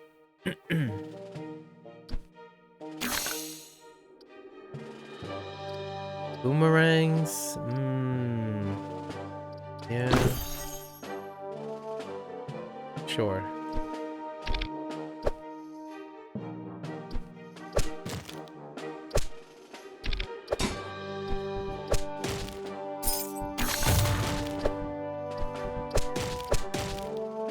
That's one powerful stick.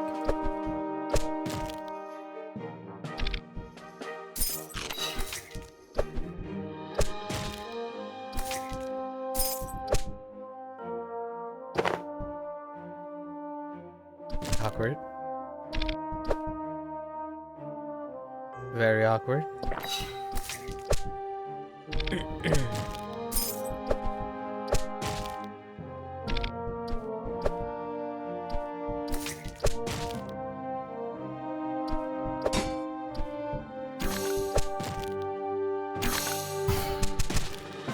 Oh, that can destroy traps.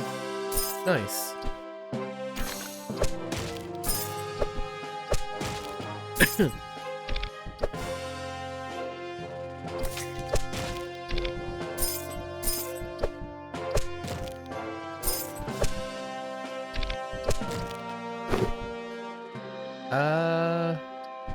I'll take bunnies.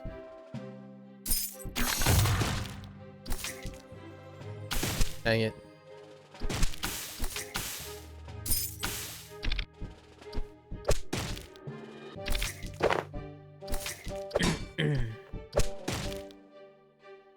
Dang it.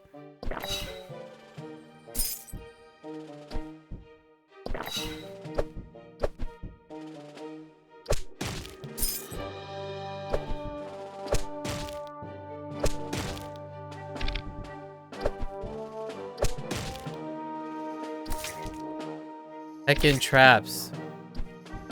I tell you. Heckin' traps. Oh, whoops.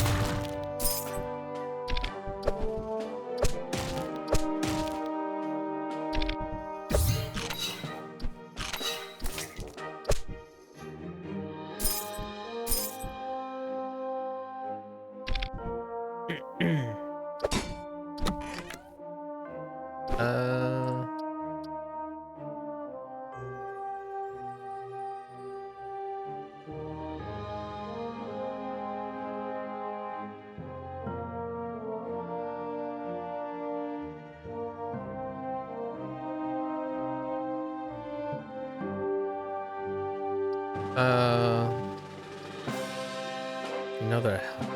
Can't afford that. I guess spiders. Honey.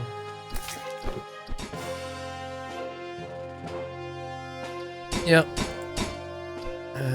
Non-negotiable. That was kind of... feels bad, man. Poison?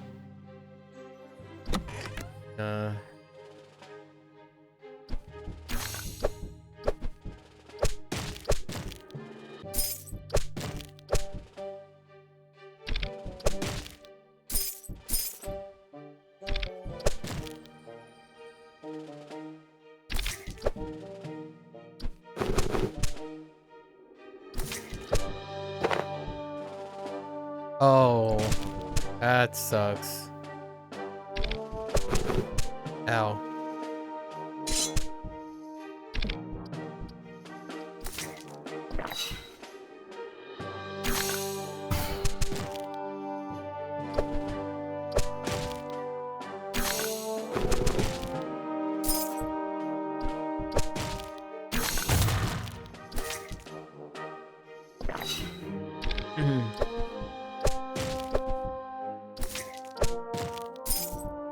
Okay.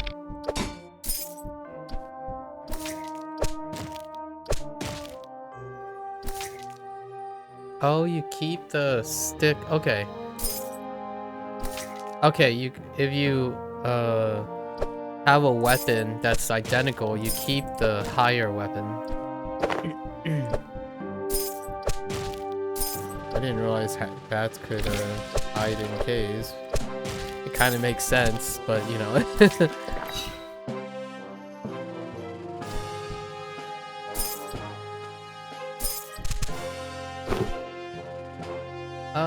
Yeah, just stick with bats.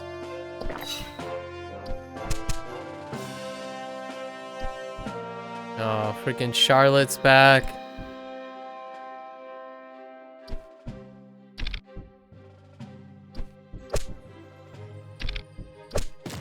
Freaking Charlotte.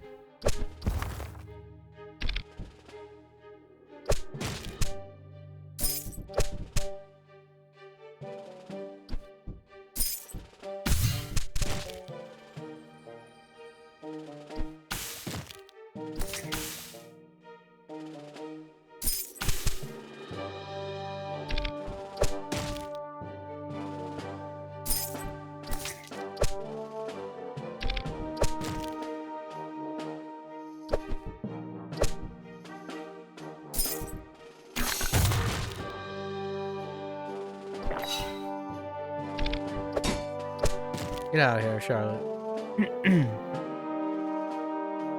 I thought we were friends.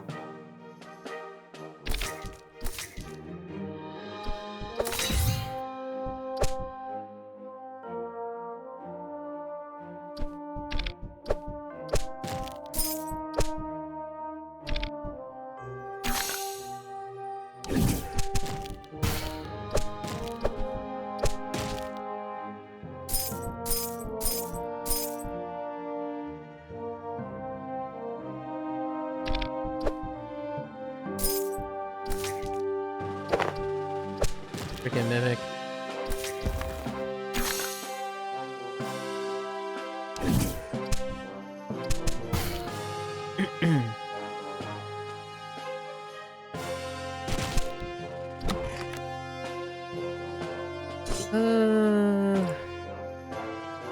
Yeah, let's get rid of... you know, Bushy's not bad. Bunnies... Let's get rid of these. And the upgraded bunny. Nah, we're fine. Alright, we'll stick with the rats.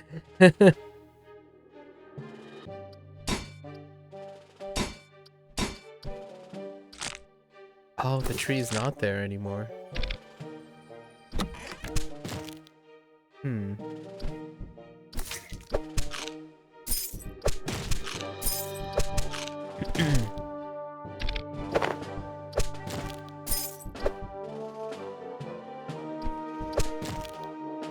Hold.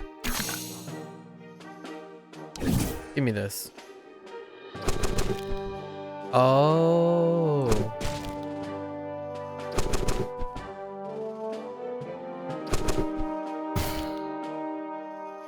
Interesting.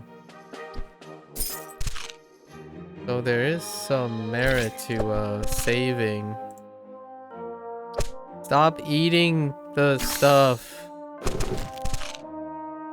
Oh, you guys are such buttheads.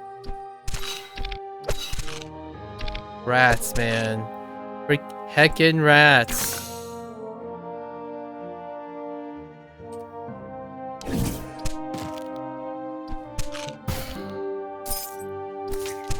No.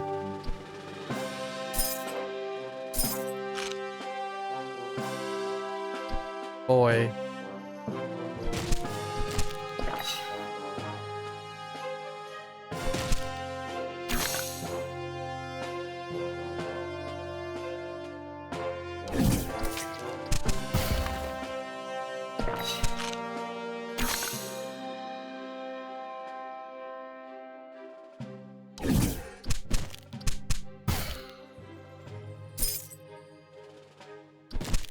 Let's just grab this.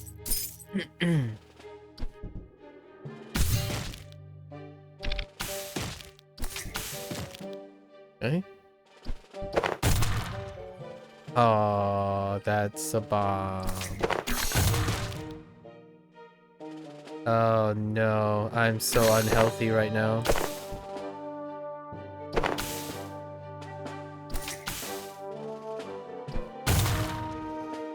Rip.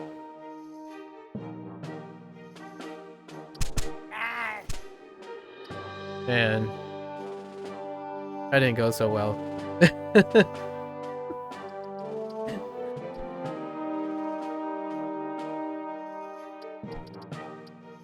Oh, we do have to play other peeps to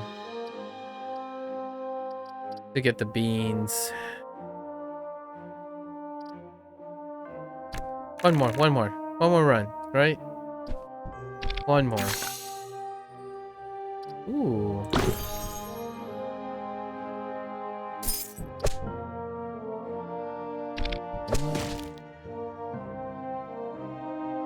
I'll take it. Sure.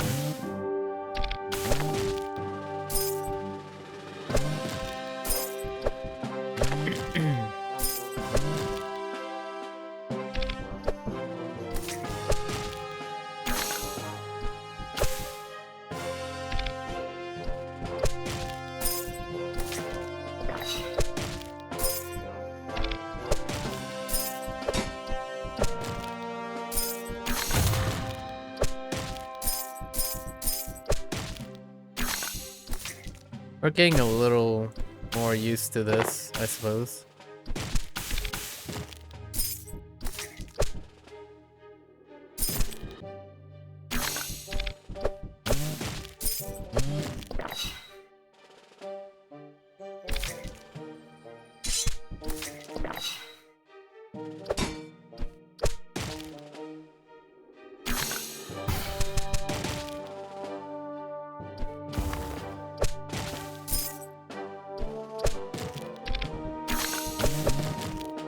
Oh, the chainsaw.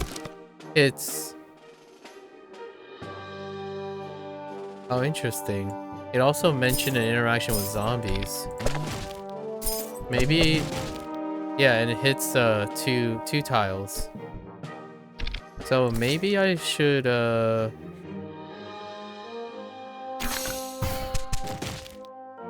pick up zombies. Maybe it has an advantage against zombies. I can just take on zombies. Zambonis.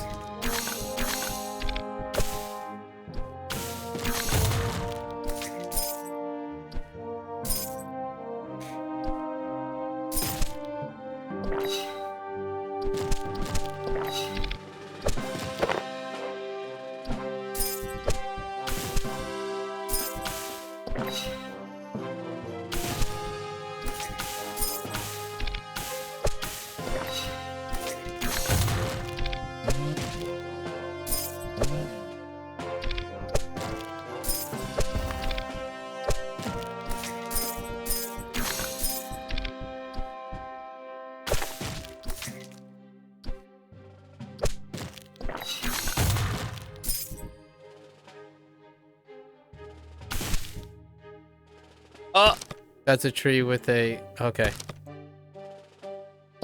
Okay. Sure. I wonder if I had to defeat the tree to get something from it.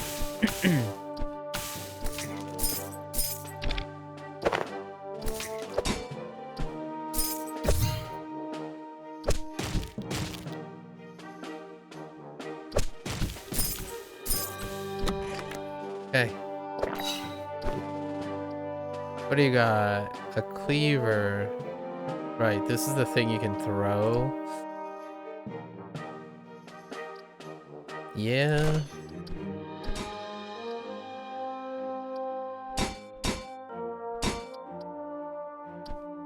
Wait. No, I don't understand. We got spiders. Oh, there was zombies though. I kind of want to know what the interaction was. It's too late now.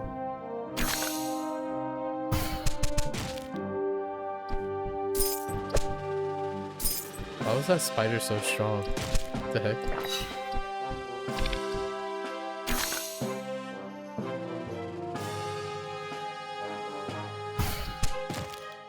Oh, it only hits one. No piercing. Concurrent.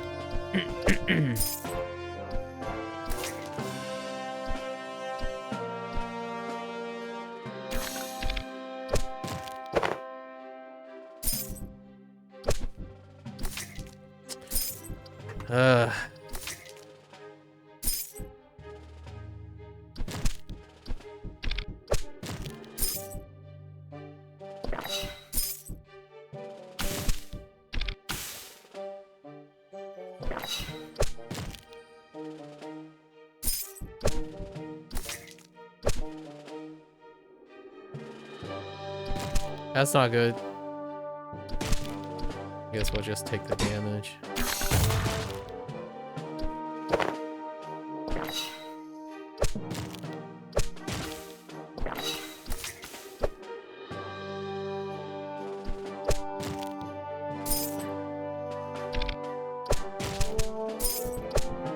Freaking Charlotte. Heckin' Charlotte.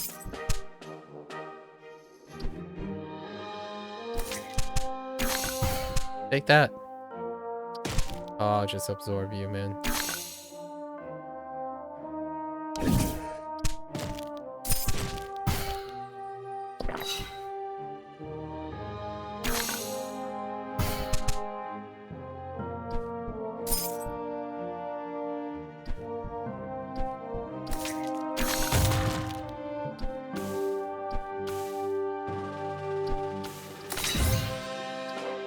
Oh, I should have taken the damage and then... What the... Oh no, Bombi will explode in a few turns. I see. Does it move? It doesn't. Okay.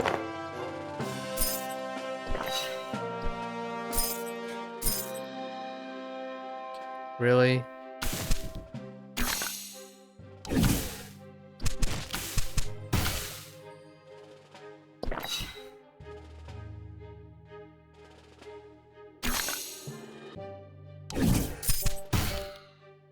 How did the bat lose to that? What the heck?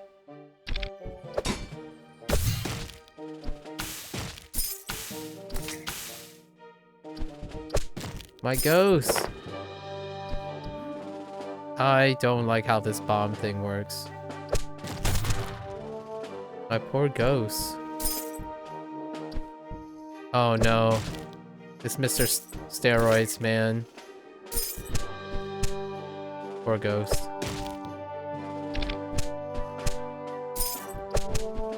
Really? There we go. It's an elite mob. Nothing to write home about.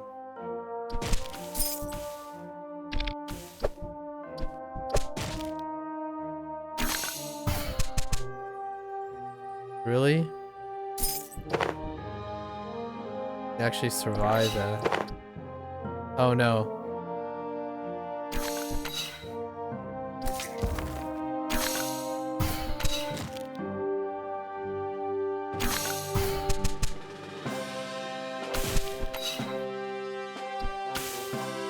No, it's gonna eat my... Oh, wait. Hold up. It makes the thing bigger? Oh, it does. Wait. Oh no, I should not have taken that damage.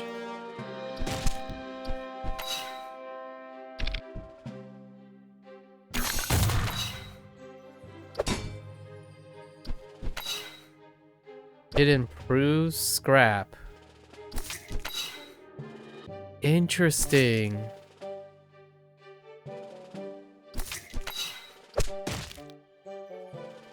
Oh, maybe it just drops scrap.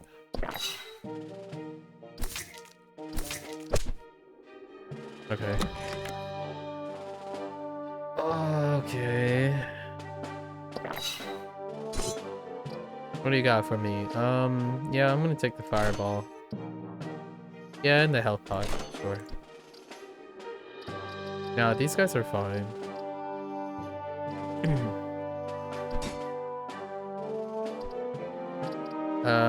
Zambonis? What is that? Sure, we'll take the Zamboni.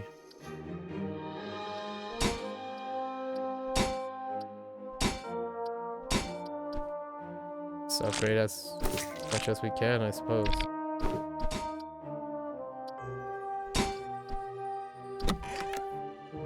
Durability across the board.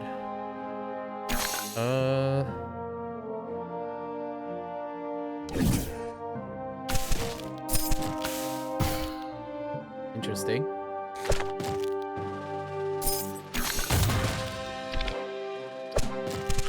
Oh, you heckin' rat, you.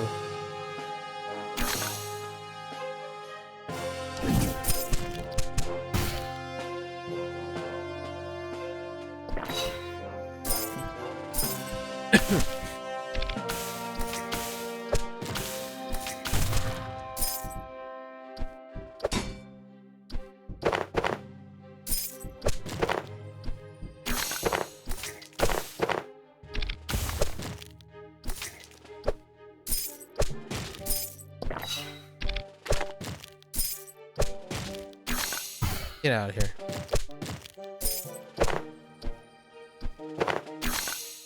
Oh yeah. Zombie control.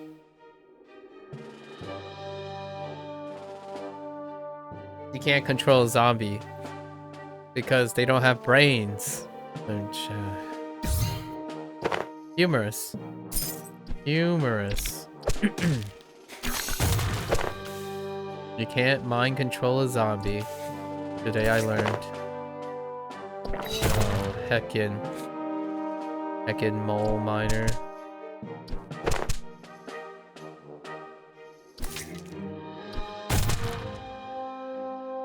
Wait, how the heck did that hit me? Alright, I'll absorb that.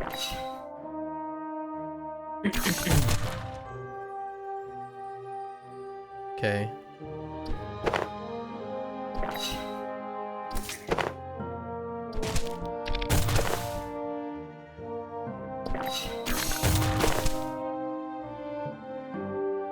Oh no.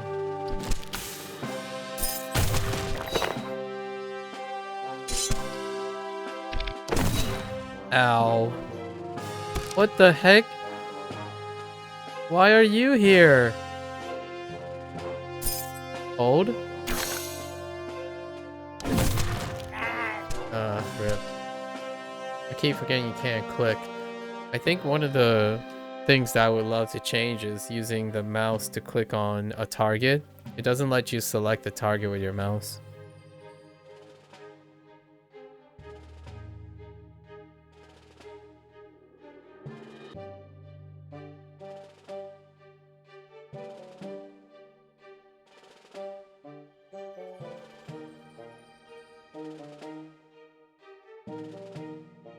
One more?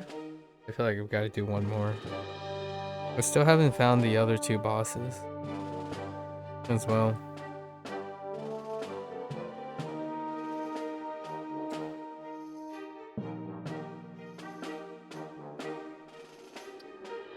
One more.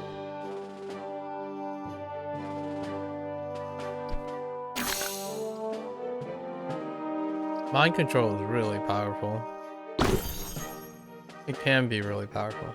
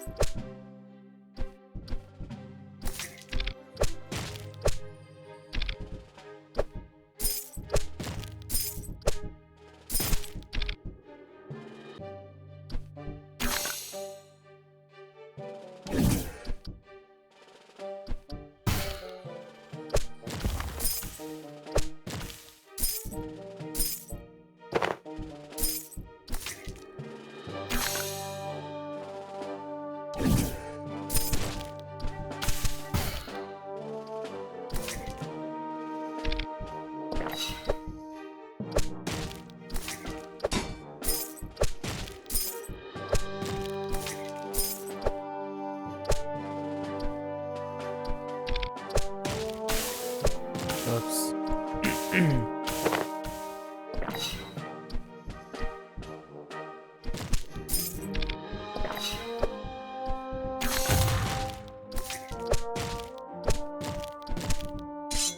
Oh. That was not the right. That's not what I thought was gonna happen.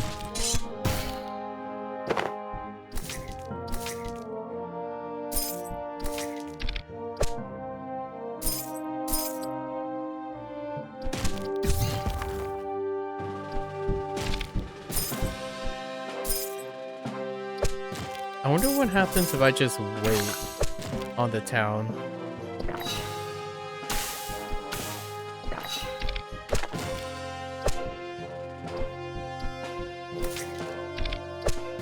Or just keep going until... What the heck? It's a knight. Oh, that didn't land on him.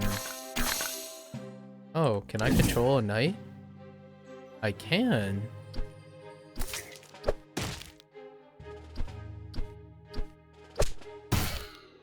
That's awesome. No.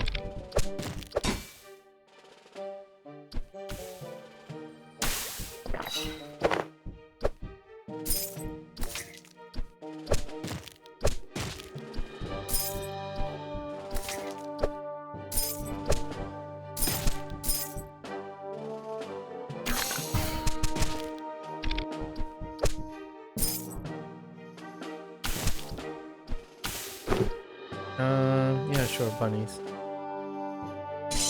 Alright. Time to go to the town. Oh, okay. Yeah, health pods. I'll take a health pod. Limes, sure.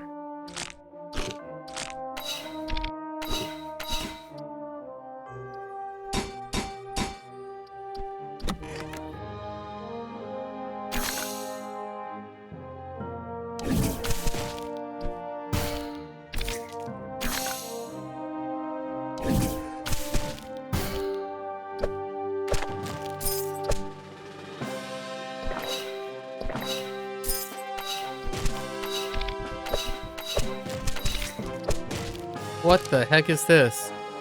Oh, there's skeleton.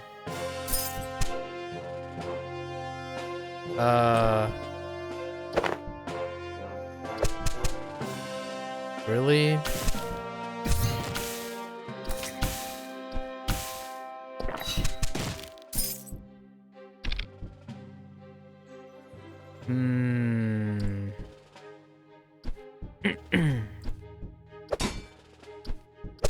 Whack it. Alright. That was worth.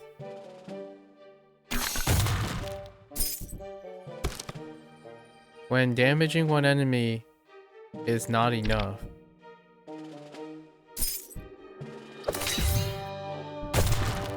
Oh. Okay, okay. Oh, okay, it's anywhere. But yeah, it's anywhere. Okay.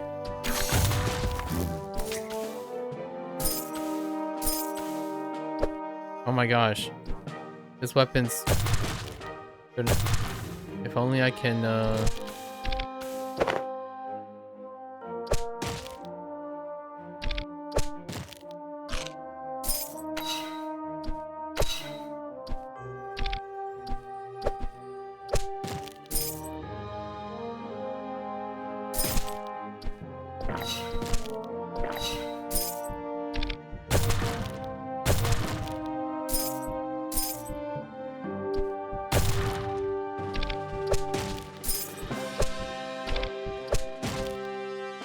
I'm trying to kind of cheese this by leaving the town tile up.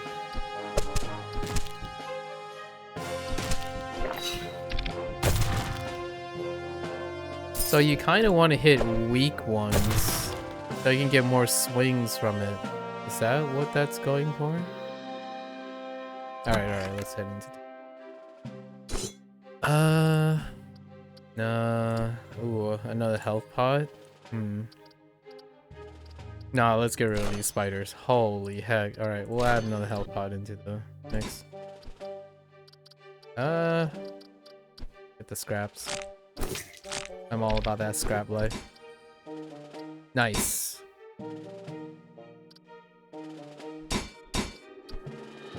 Okay.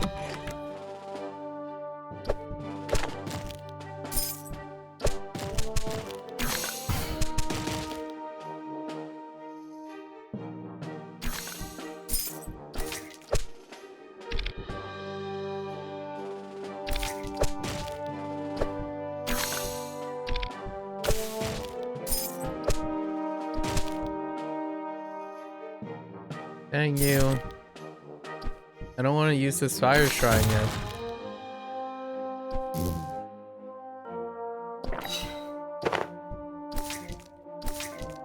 Oh, that's something to use it on.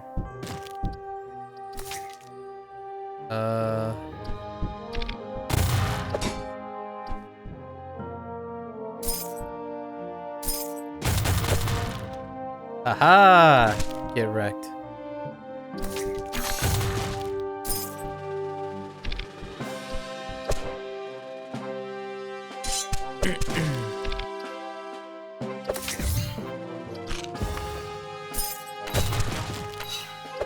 Aw, yeah. Aw, yeah.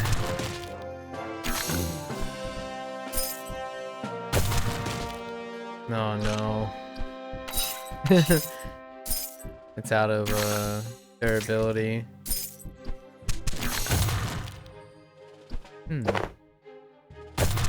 I really should think about a potential mimic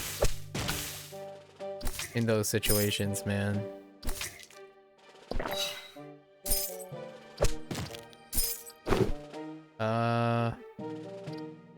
Yeah, fine. Moles. I take moles over freaking heckin' rats any day, man. Oh, nah. Rats are fine. I want to take the scraps.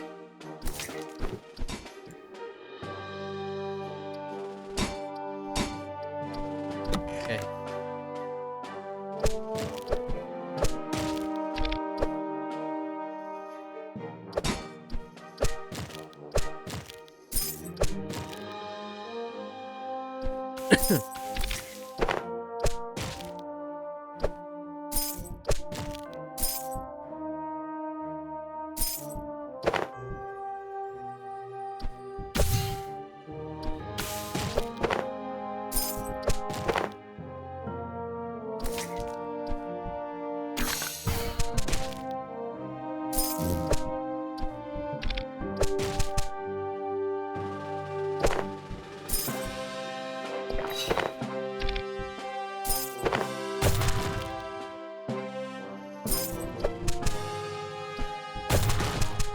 Oh, it only does... Okay, never mind.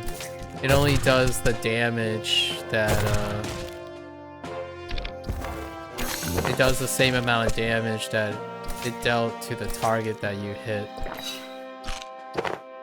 If that goes up.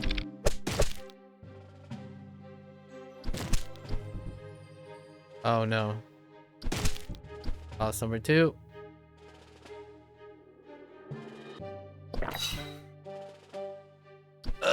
Stay away from me.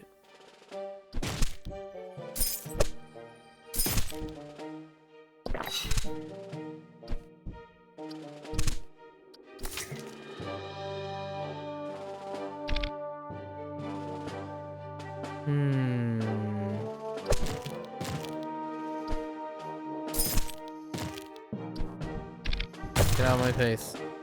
Aha! There's the portal. What do I just keep going? I mean, the portal takes up 2 slots, dude.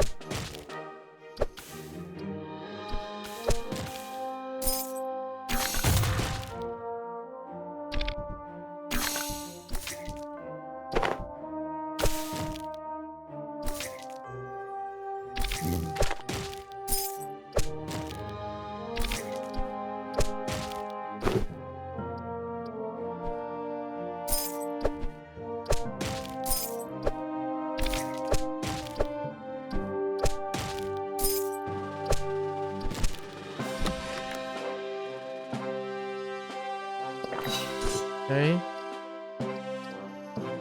Take more pots. Here are the mole.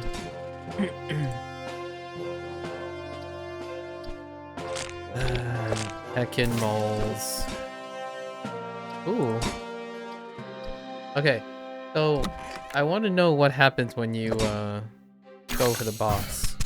Let's look. Fight the boss. Oh, is it just based on how strong you are? So do you want to, so you have to loop to get stronger. Let's find out. Oh, it charges. I can't tell. Okay. A mech leg. Stomps around, crushing players and other cards. 20 health. Part of a card. Oh, I need to do both first.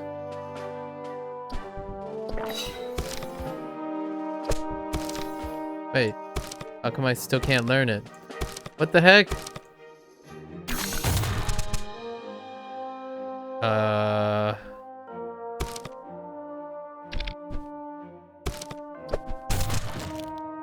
Ow, I didn't get to see what it was.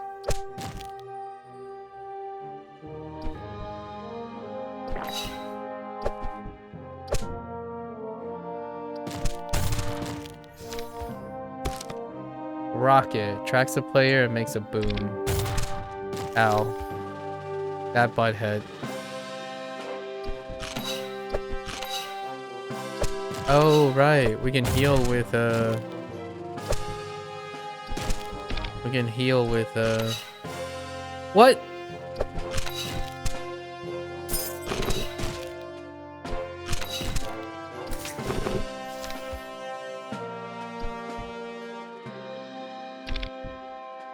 I must eat.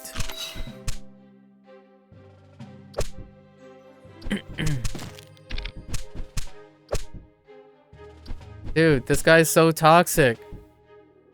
Stay away from me.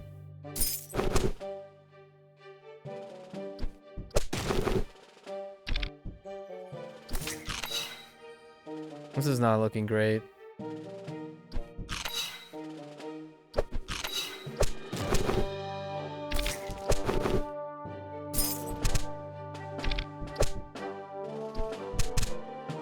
This is so cool. Though.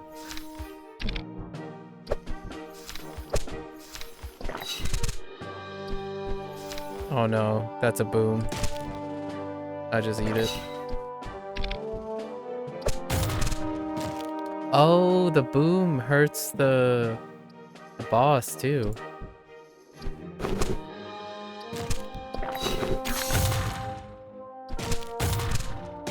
Oh boy.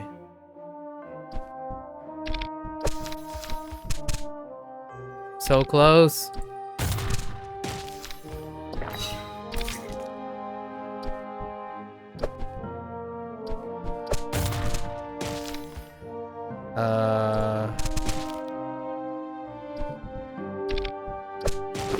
Oh no! I thought I didn't hit the. Wait. Hooray! We defeat the final boss. Apparently that was the final boss. Hello, brave hog. You've made it! You reached the end of this journey alive and almost in one piece.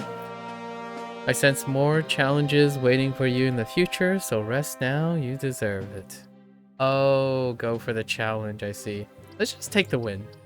Let's take the win. For now. It's a great way to end the day.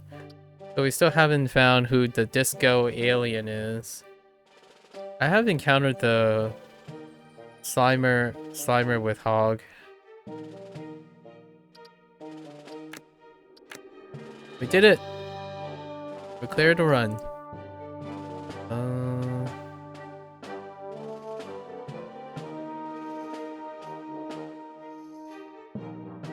Yeah, we just save for the health. Well, that's a good place to stop. Oh, I enjoy this game. I need to get faster though, and we're gonna use the arrow keys maybe from now on instead of the mouse. Just use the arrow keys.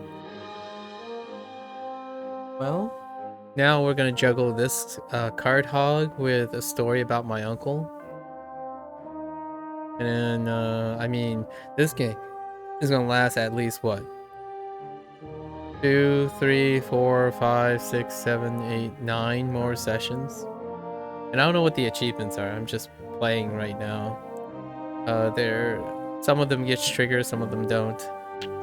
There's special requirement ones I remember too. That was kind of difficult to get. Alright folks, there you go. Day 1 return to Card Hog. Brilliant, nice little game that I'm not sure if this game's on mobile. This game makes a great mobile game. A fantastic mobile game. There's a chance it is though. That would be a great way to expand this indie dev's repertoire. Very mobile appropriate games. Big market for these kind of things. Alright folks, there you have it. As always, thanks for hanging out, listening. If you're gonna watch this later, thank you for watching. Always feel free to share your comments. Let me know what your experiences are with card battlers and games of this nature, if you have played a game of this nature. Alright? Until next time, stay safe, stay healthy, keep on learning, and I will catch you guys on the next one. Take care. Bye now.